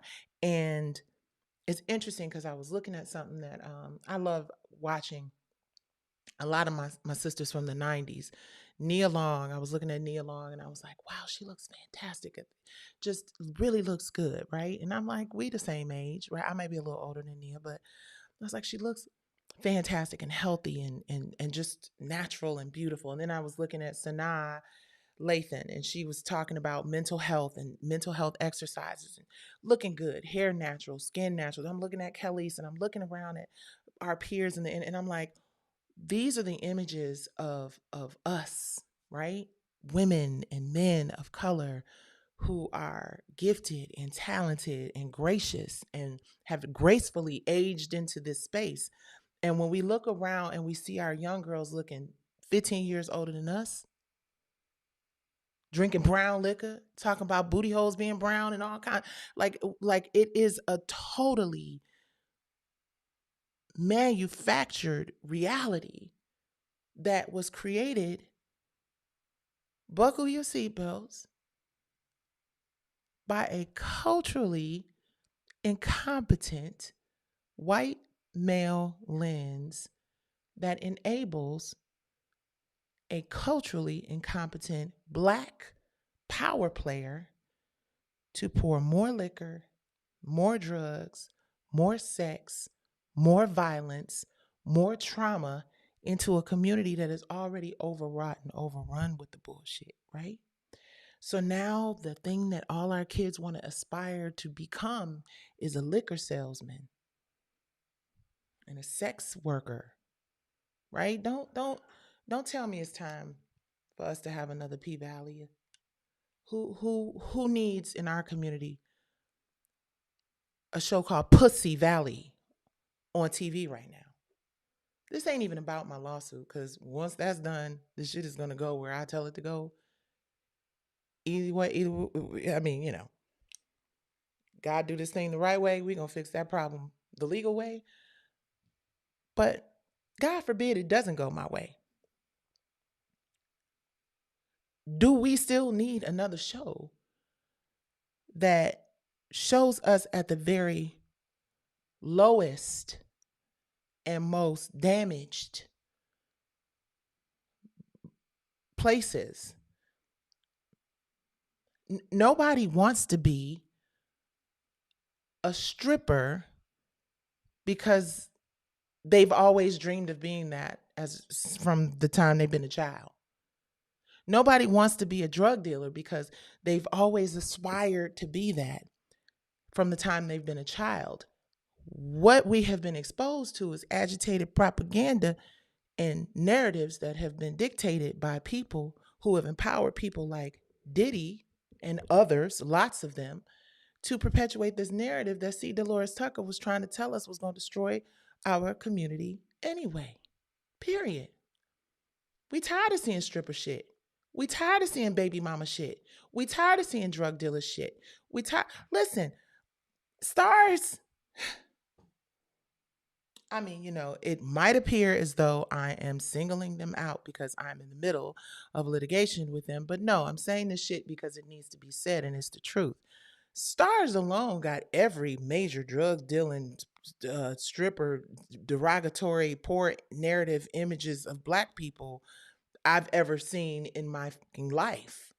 I mean, I sat there and watched one of the shows I'm not going to name. I think I know the name of it, but I'm not going to name it because I'm not going to disrespect nobody. But the lady was showing her son how to cook crack. Somebody wrote in the script, we want in this scene, we want to say, hey, no, listen, we're gonna show you how to cook this right so you don't kill nobody. We're gonna show you how to cook this crack right. Like, how many white kids or Asian kids or Indian kids have we seen doing that on TV? How many times have we seen white kids at a party selling liquor? You got the bottle. How they be doing? The bottle. With the bottle. Like, nigga, drink this, nigga. Get high, nigga. We've been bopping in the VIP section with bottles since the 90s. Go figure. And then, thank you, Meech. Where's the balance? We must show us in all of our glory. Show us the legitimate upper echelon of the world. Let me tell y'all something. The NBA don't allow the players to come on the court holding bottles with chains and earrings and braids. Well, they wear braids and chains after they work. But when you're playing the game, when you are doing your job, you're not allowed to do that. They're protecting their businesses and their brands. There are uniforms that you have to wear. There are grooming habits that you have to adhere to. But somehow or another, we've been convinced in entertainment since the 90s that it is okay for us to allow them to monetize our grief and our trauma and our pain and amplify that and put it in everybody's face over and over and over again, like we don't see that shit every time we walk outside of our door. There was a time, and a lot of people, this is going long, but I gotta say this. There was a time when being a creative and being an artist, there was grooming that had to happen, and not the kind of grooming that ended in somebody being sexually assaulted or molested or hurt, right? Grooming that meant you were developed as an artist. Grooming that meant you knew how to speak in an interview. Grooming that meant you knew that the content of your character, the content of your art, and the things that you were putting into the universe mattered. In order for you to have longevity, please press like if you watch me on YouTube. In order for you to have longevity in this business, it was a requirement that you went through a process of being developed as an artist. Motown and Berry Gordy had quality control. When did this just become the ratchet shit free for all in entertainment? That is the reason that you're not listening to music except for the stuff that was developed in the 70s, 80s, and 90s. That's the reason why Frankie Beverly is able to be the king that he is, honored. We were at this game tonight, and it's Kai Cenat and all these streamers and all these people, and they played Before I Let You Go in this room full of children and kids and young people. I got the video of it just singing along because that is a right That is the rite of passage. Not having some inappropriate sexual activity with somebody too young.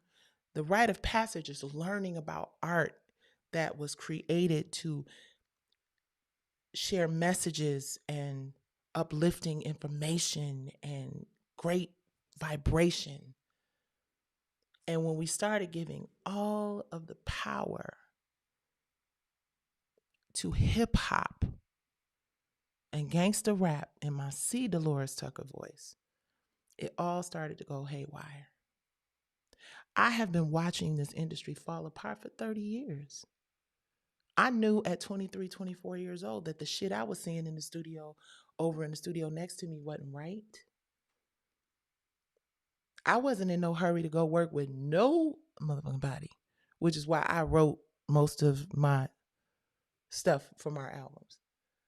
Because a couple minutes in a room with certain folks, and I'm gonna let you go and just be the biggest superstar on the planet that ain't never worked with me, because I'm not doing it. Jodeci and Boys to Men are the example that I always use. When we started, I'll never forget, and I'm really grateful that we were signed to Michael Jackson's label. And I'm really grateful for Jerry Greenberg. Thank you, Jerry. Thank you, Jerry Greenberg. Thank you, Jerry and Marla and Linda. Because I remember we got into a little tete-a-tete in New York, just thinking we grown. And I remember Jerry was like, listen, I heard about what went down in New York. And I'm going to tell you this. That's not what we're doing over here at MJJ.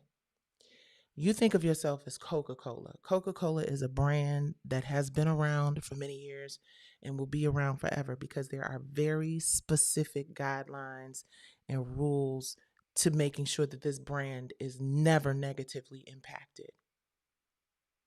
And I need you guys to develop some sort of guidelines and parameters of your own that will help make sure and ensure that Brownstone is around for years to come. Because the behavior that you exhibited in New York City is not behavior that is going to get you far at MJJ. It took one time and one conversation for us to get our shit together, for that to never happen again. That is artist development. We at the tunnel of all places, and if you've been to New York and you know anything about the tunnel, look it up. That was the place. Matter of fact, because we were recording our album there, so it's like this whole get out, live a little. You got to experience something in order to be able to write. I'm like, shit, no, I'm writing. I heard it through the grapevine. You looked into my eyes. That would sound good, don't it? No, but it sounds so much better if you go to the tunnel. Come on, let's get you some mudslides. That was the first time I was introduced to a damn mudslide. We sitting out on the curb, drunk, toe up. Supposed to be in the studio the next day, whole night, just 2 decisions away from ruining everything. Because we were in New York, unsupervised, seeing this bad boys and this lifestyle and working in the studio Blackstreet and Jodeci over here and such and such and such and such, and real close to being able to make those decisions. And thankfully, the record executive in our ear was like, nope. We like, first of all, how do you know? Because thankfully, there were people who cared enough. And because we were signed to Michael Jackson, they was watching. And that was a brand that we weren't about to mess up.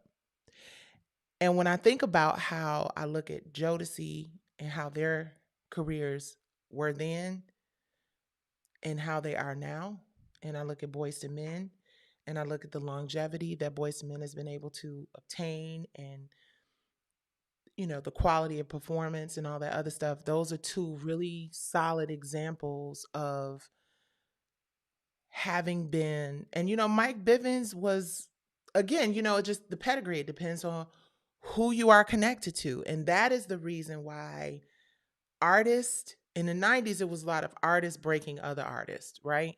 So Michael Jackson broke Brownstone, Mike Bivins broke Boyz II Men, Diddy broke Jodeci and Mary, you know what I'm saying? And you can see, You know what I'm saying? The differences in lifestyle choices.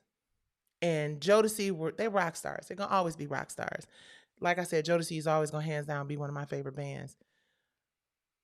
But look at what's happening now. Like we don't have them. Nobody's going to a Jodeci concert like that. Not in a bad way. Like we ain't trying to see Jodeci, but there are a lot of things that they have to work through that are the result of them making those decisions. That thankfully we had somebody in our life as Brownstone who was able to help say it in a way that changed that for us.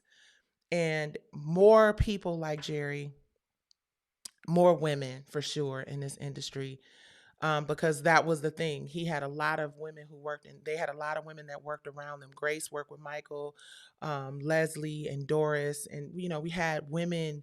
Even Jerry's wife is so funny. That video, "If You Love Me," you guys, where like the rain is coming down and we got on the white shirts and collars are flipped up and stuff. That was Jerry's wife. Like, no, ladies, let's do these white shirts because we couldn't find shit to fit me. So her and the stylist kind of worked together to flip it. And his wife would always have on like a dope, crisp white shirt. It became a classic, iconic moment because, again, we were surrounded with men and women who cared about those things. And I feel bad when I think about all of the artists because I knew most of the bad boy artists. You know what I'm saying? I mean, Faith is my best friend. Thank God. You know what I'm saying? Like, she's whatever. I'm not discussing our friend business, but it's hard to see what's happening in this industry and not feel like sad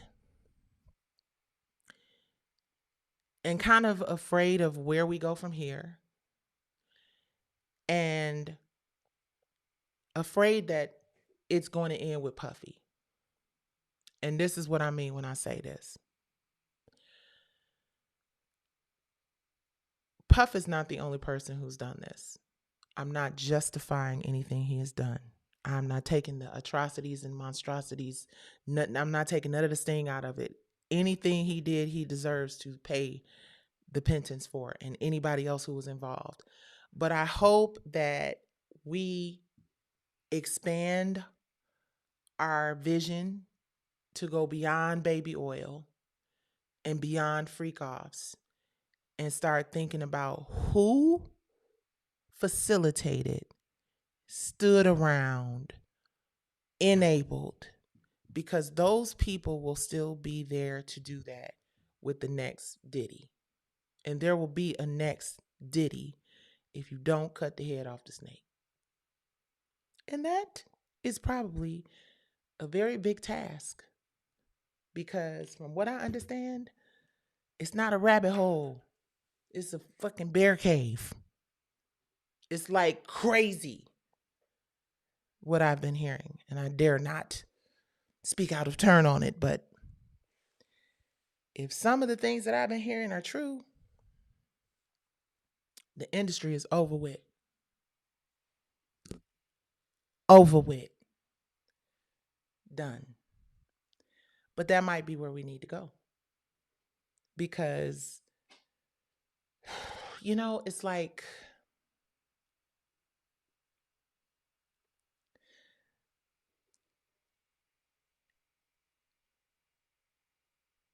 sometimes the only way to get rid of the infestation is to burn it all down and rebuild it.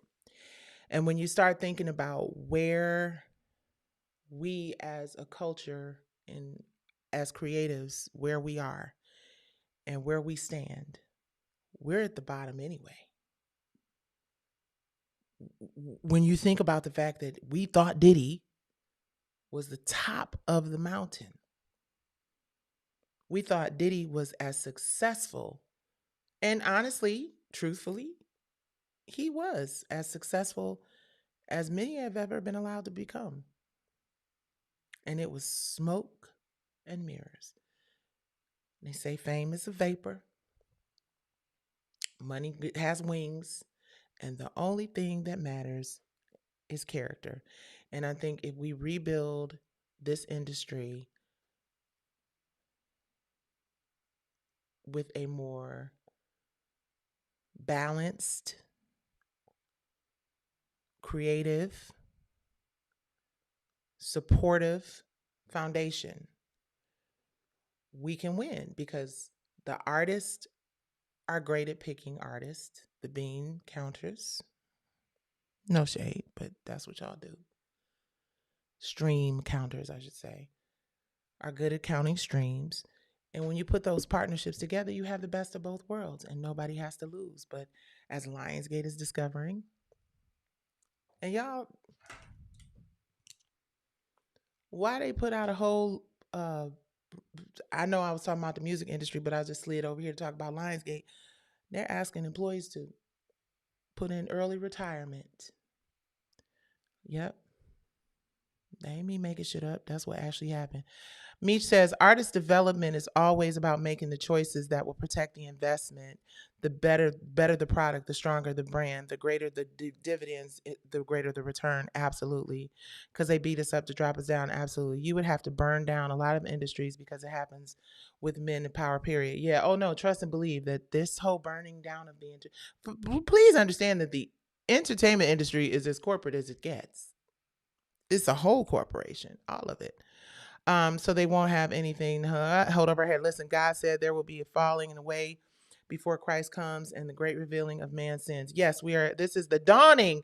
This is the dawning of the age of Aquarius.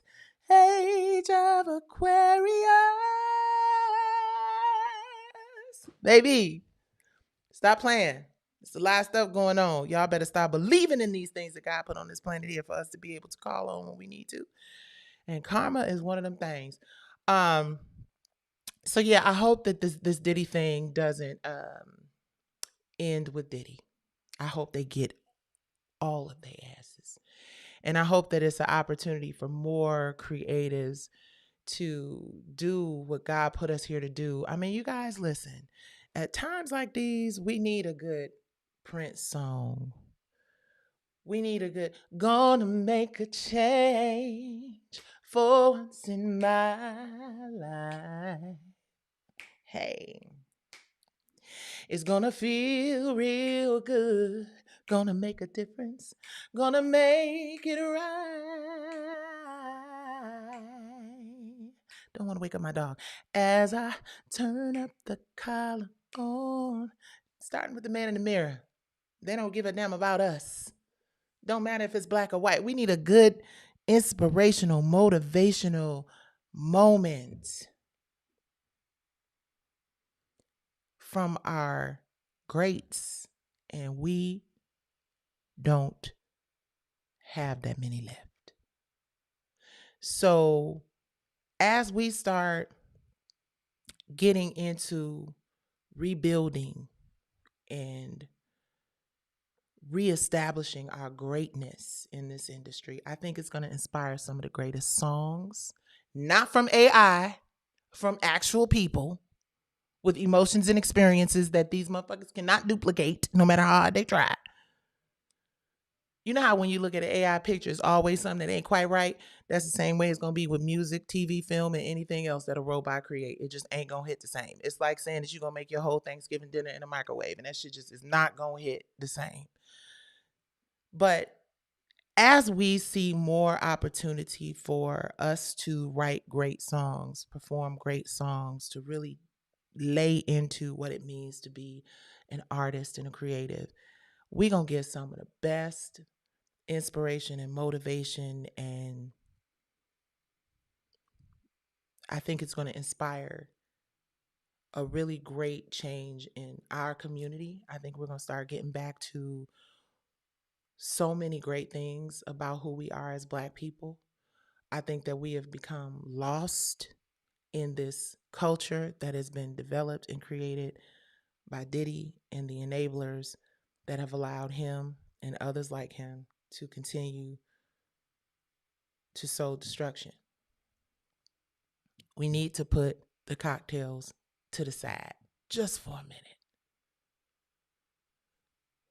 Everybody's selling liquor.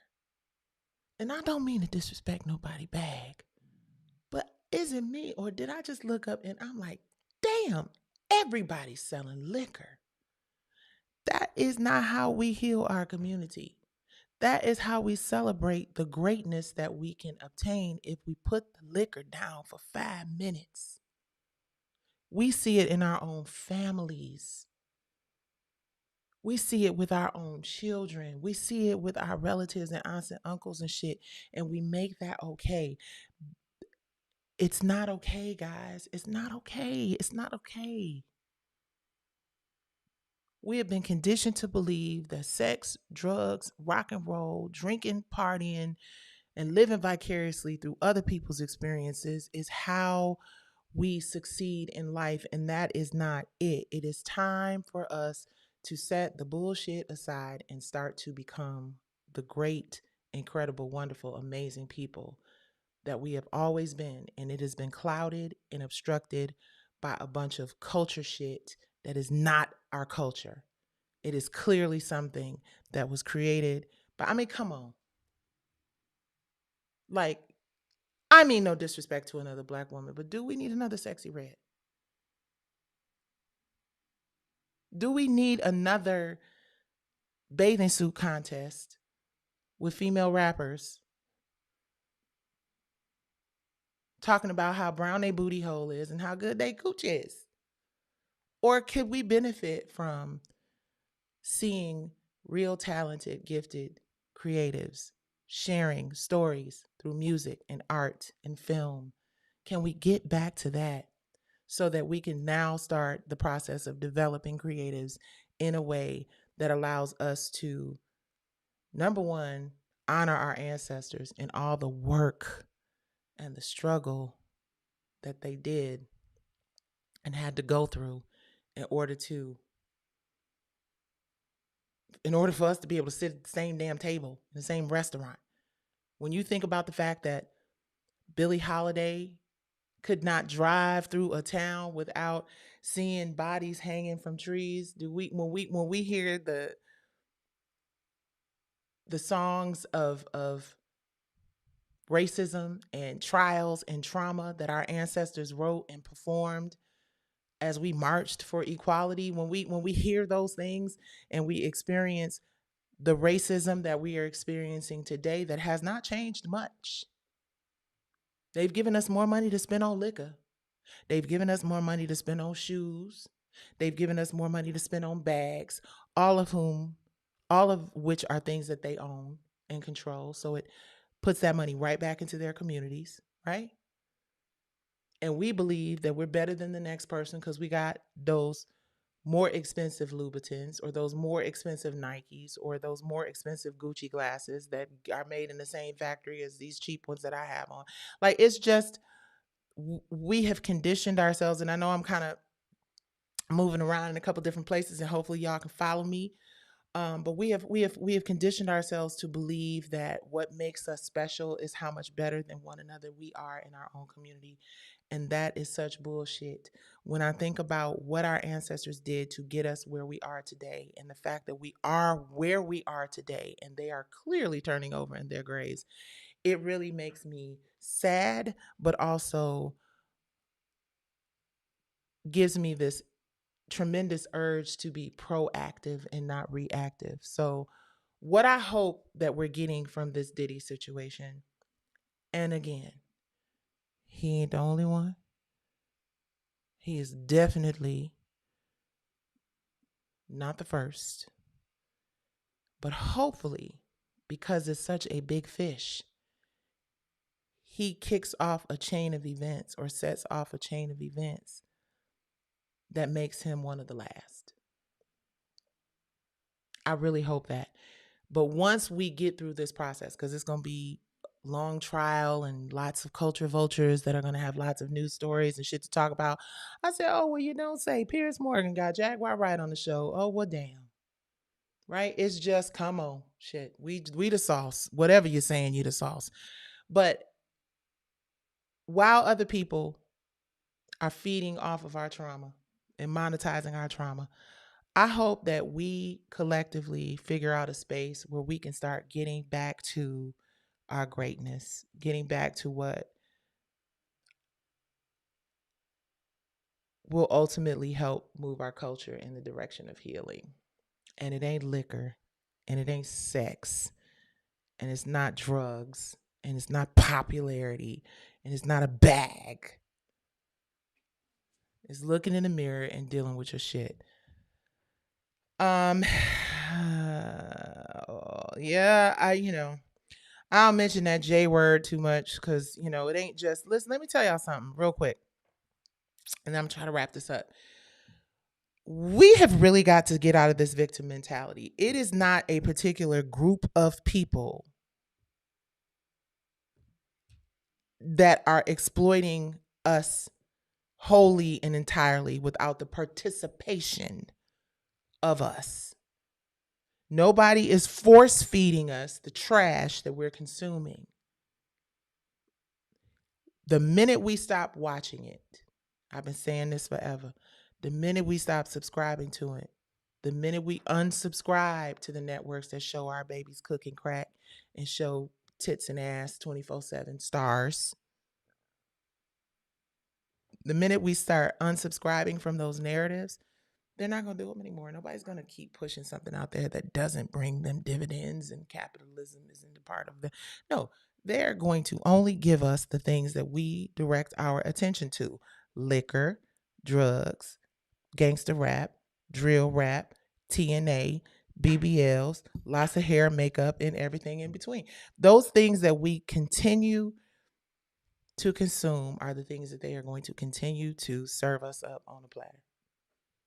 When we start to see how great we are, how beautiful we are, how smart and talented and gifted that we are, and we start to teach people how to treat us, and we start to demand better as a collective community, then all of that shit will stop. Because nobody is doing this for free. They are not going to keep peddling narratives and peddling it's just like the black hair market, right?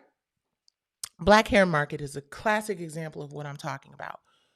When they started to realize that more black women were starting to wear our natural hair and take pride in our natural appearance, we want to moisturize, we want to hydrate, we want to rock our natural stuff. And we took over this natural hair market and we turned several brands into billion, million, $1 trillion. Well, I don't know if they're $1 trillion brands, but y'all get my drift. When we as a collective made it clear that we could have a whole bunch of different hair care products, a whole bunch of different natural hair products, then they started to invest in natural hair products. They started to put more resources in funding and amplifying. Take care of your hair. Use these products. This works for you, right? That is something that is good for us, something that is helping us, something that has allowed us to embrace ourselves and who we are in our natural spaces. That that the people with the money are putting more resources behind because we have made that shit hot. It will be the same way when we start to say we want to hear great music with great lyrics. We want to see great films with great stories. We want to see full representations of women. If we decided that we don't want to see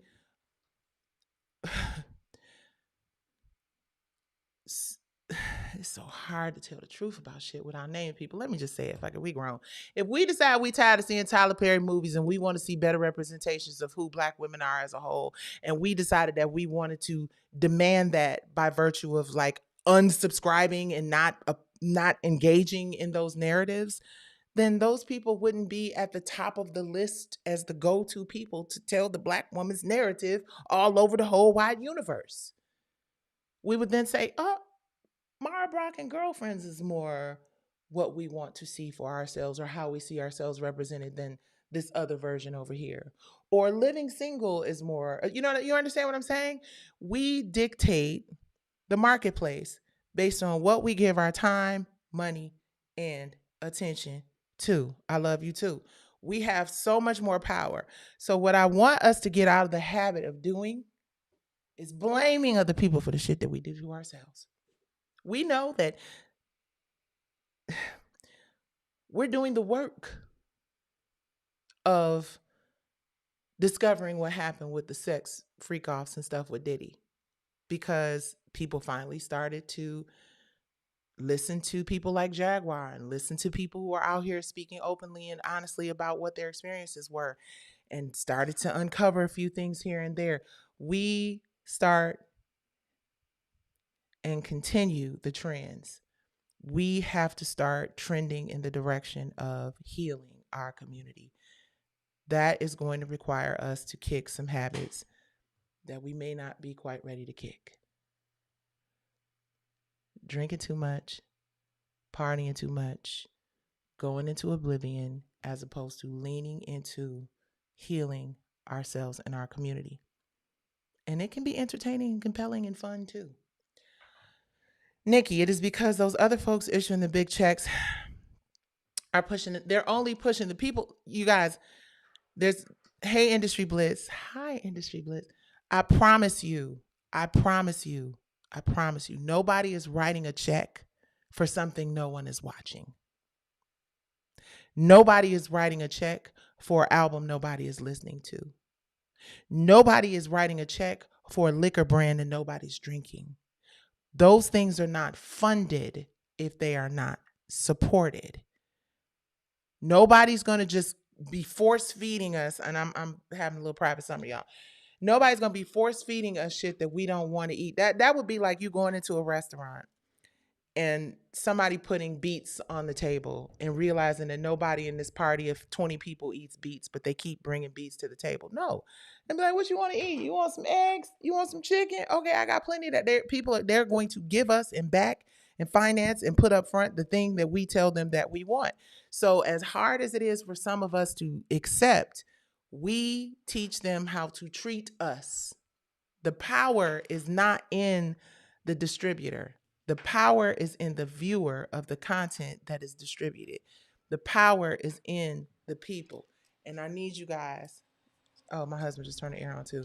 And I need you guys to understand that. That's gonna be loud. And I need you guys to understand that.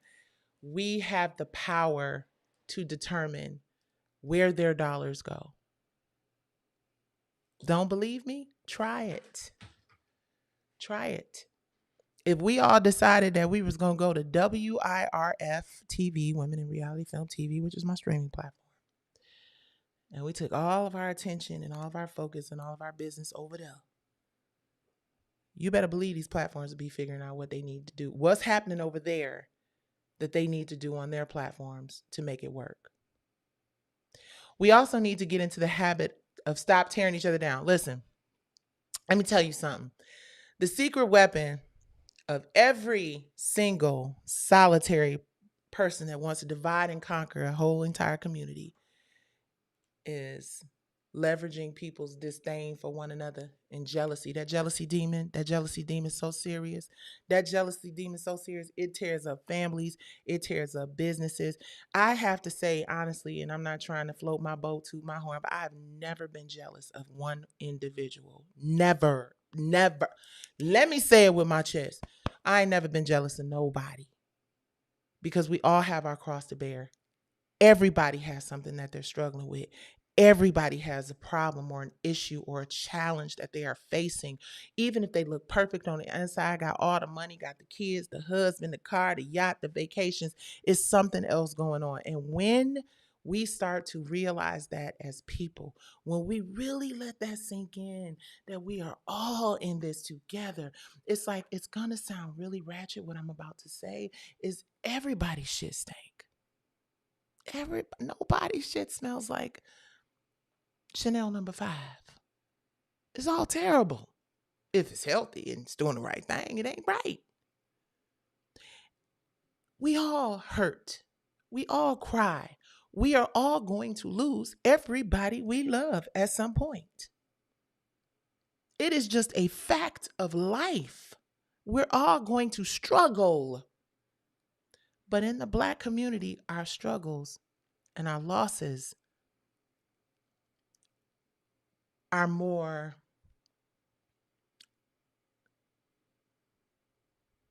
destructive to the overall community because we were just slaves. We are what, 3 generations, 4 generations, some of us removed from slavery. And with that mentality, we have all been conditioned to believe that there's not enough for everybody. We've been conditioned to believe that if this person comes up, I got to come up too at the same time, and I got to take the same amount of steps forward as they took, or this ain't fair. As opposed to thinking, let me let her, matter of fact, here, stand on my shoulders. Hold on. Matter of fact, you stand on my shoulders and then you come up and then you understand what I'm saying? We're so concerned about making sure we're the ones to go through the door. We're the ones to have the baddest car, the sharpest outfit, the most successful album. It's so competitive and toxic and destructive. And nobody understands how detrimental it is to our community except a person who has been to the top of the mountain, seen on the other side of the hill, and tried to come back and warn people coming up the wall. Go back that way. You don't want to come over here because this shit ain't right. Let's just go build something somewhere else. And then when that starts to happen, what happens is they get up. No, I'm going to see. Just because you got up there and you saw fire and brimstone and all this terrible shit, when I get up there, it's going to be different. And instead, they get up there, it's the same shit. And and that is what happened with Puff. And that is what happened with me and R&B Divas. And that is what consistently happens in our community because people are so worried about missing out on something that you rather get to the top of a mountain that you done spent years to climb to discover ain't shit on the other side but hell, because you didn't believe the person who got there before you and tried to save you, because you felt like, and that is and has always been and will always be a problem in our community. Period. Because let me tell you, I've watched it happen over and over again. And you'd be like, bitch, I'm telling you, that ain't the way to go. No, really, we need to turn around. No, really. And nope. Okay. And then everything falls apart. R&B Divas is the class. Let me tell you something. The reason I talk about it as much as I do, and I share this R&B Divas lesson as often as I do, this is a long ass life. The reason why I share it as much as I do is because it is a classic example of us not sticking together and believing in one another and having each other's back and standing unified as one, as a community of singers and sisters. And I don't regret what happened because it taught me one of the most valuable lessons of my life. But I wish that those relationships and that sisterhood and those friendships could have persevered through all of the horrible shit that was. I mean, because all the people who created the problems, they making TV shows, they out here making movies, they doing they culturally incompetent white male land shit, while we're all out here trying to figure out how to feed our families. Why? Because guess what? Nobody's really coming to these shows like that. We just had 2 shows canceled because of the storm this month, right? R&B artists and 90s R&B artists in particular, legacy artists, we rely on that traveling, touring income and revenue. And the other thing that's happening is our audience, our fan base. Please like the video if you're on YouTube. Please like it, please like it, please like it. Like, share, subscribe. But what we're discovering is that if your audience, if y'all aren't okay, the people who support us, the people who help us out by showing up to our shows, if you can't afford to come to a concert, we can't afford, the concerts don't happen. If the people who watch the movies and the films and the TV shows are so busy struggling trying to make shit happen that they can't be focused on a movie right now because I'm trying to figure out how to pay the water bill and take care of my kids. That is the thing that this industry doesn't understand and does not respect. A healthy consumer, a healthy viewer, a healthy um, um, fan or supporter is absolutely necessary for the industry and the creatives to thrive. So when you're out here soliciting trash and liquor and drugs and partying and fuck it, don't take care of your kids, go to the party, fuck it, don't take care of your wife, so all this negative, toxic stuff, then it's a trickle down effect. It's a trickle down effect, and I love you too, Sora. Thank you, thank you, thank you. It's a trickle down effect, and I think the more that we normalize being transparent and being honest, hopefully this is a season. I'm trying to wrap this up, but hopefully this is a season of our artists and our creatives um, really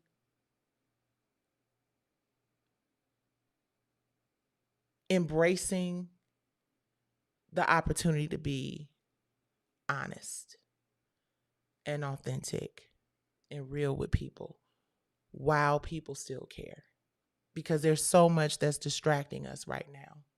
And I think if artists use this as an opportunity to really, like I talked about Sarah Stokes earlier in this conversation, an hour and a half ago, damn, it's crazy.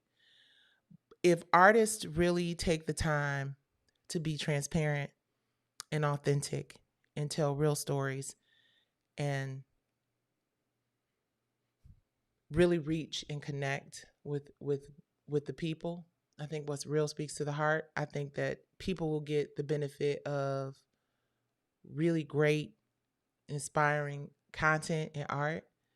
Artists will get the added benefit of the relief of understanding that being real and authentic and honest and straightforward is healing.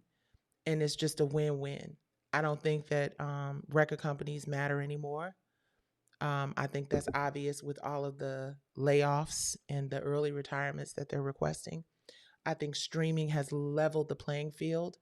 I think the audience just has to find the artist again.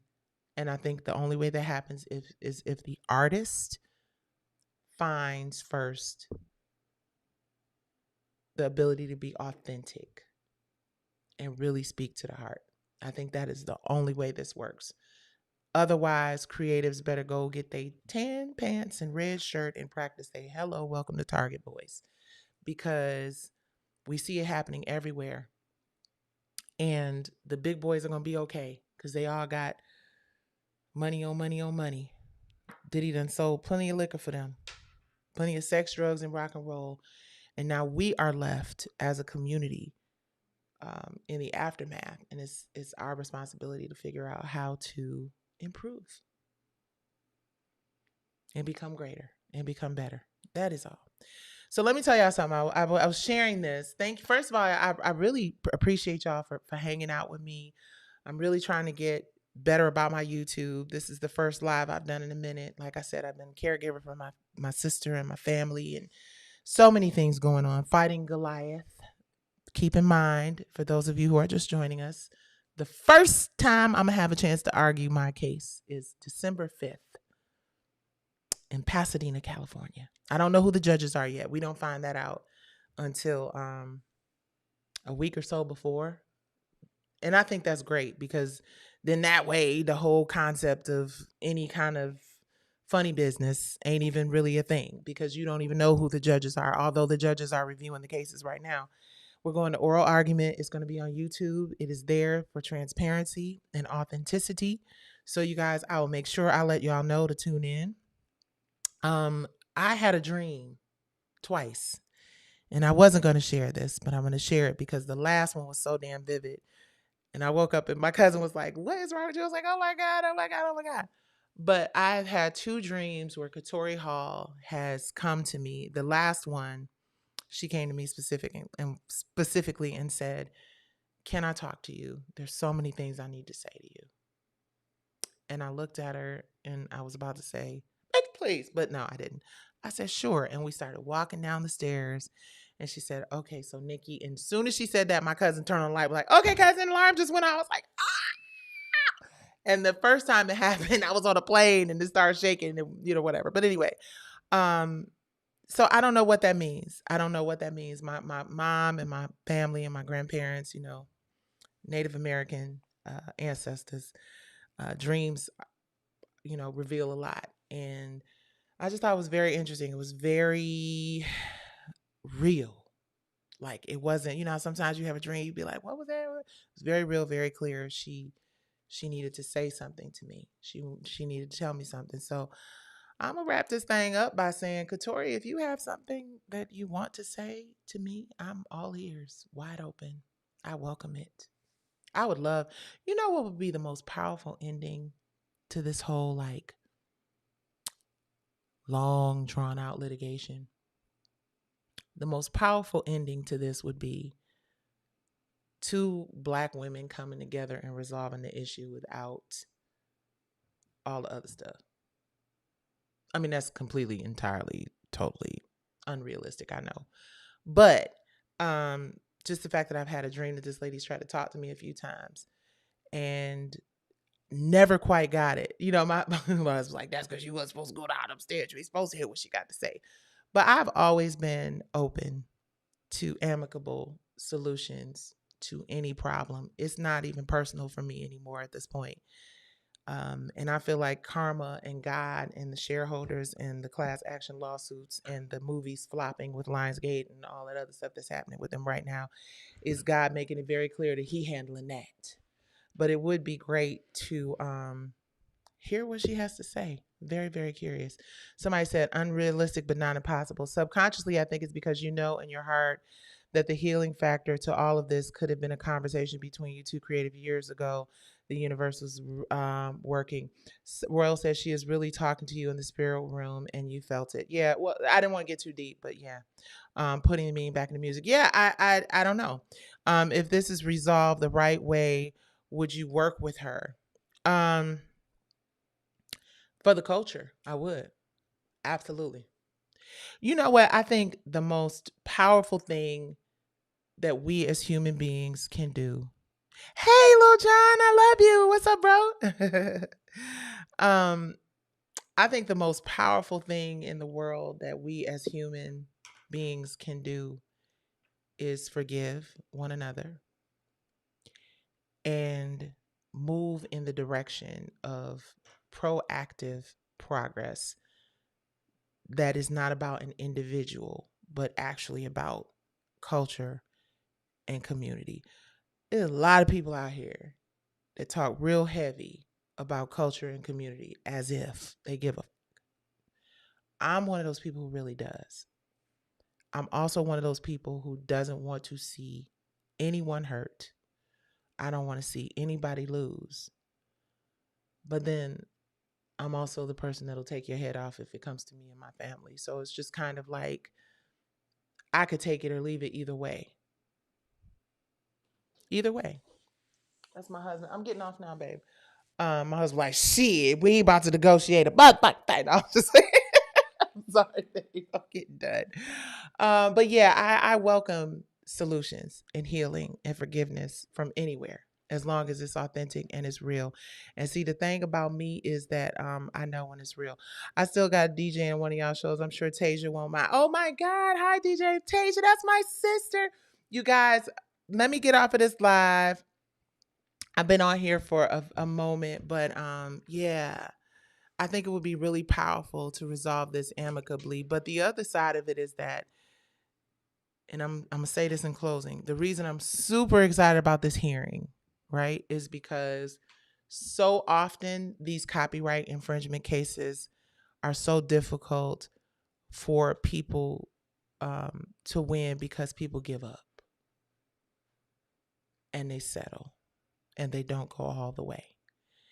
And my husband and I have talked about whether or not we're prepared to go all the way.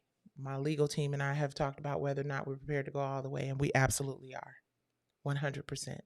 And I think it's important for us to do that because it's the only way that precedent will be set. But I mean, you know, everything's negotiable. Okay, on that note, guys, stay tuned for our oral hearing, which is where precedent will be set because we're going to win it. I'm so confident. Please go back and watch this video from the beginning if you did not hear the Sarah Stokes story and how it relates to Diddy and that whole thing. Y'all, I know this was a long-winded ass live. I really appreciate y'all for hanging out. If you are on Instagram and not watching me on YouTube, please go to the YouTube channel. You can click the link in my Instagram bio. It'll take you to my YouTube page. You guys, please like my YouTube. Like. Subscribe, like, because YouTube is the future and I want to be in it. All right, you guys, I love y'all. Have a wonderful night. It's midnight. Have a wonderful morning. All right. Oh, if you're in Nashville, real quick, I'm sorry. If you're in Nashville this weekend, I'm going to be speaking at the National Museum for African American Music with the R&B Foundation, and we are talking about reparations for recording artists. I think all them contracts need to be slashed and voided, and we need to start all over because we knew it was built on a whole foundation of lies. But we're going to get a little deeper into that conversation. Come see me in Nashville. Go to WIRFTV.com. Subscribe now, and please press that like button on YouTube. Thank y'all for hanging out with me. Nights with Nikki. Good night.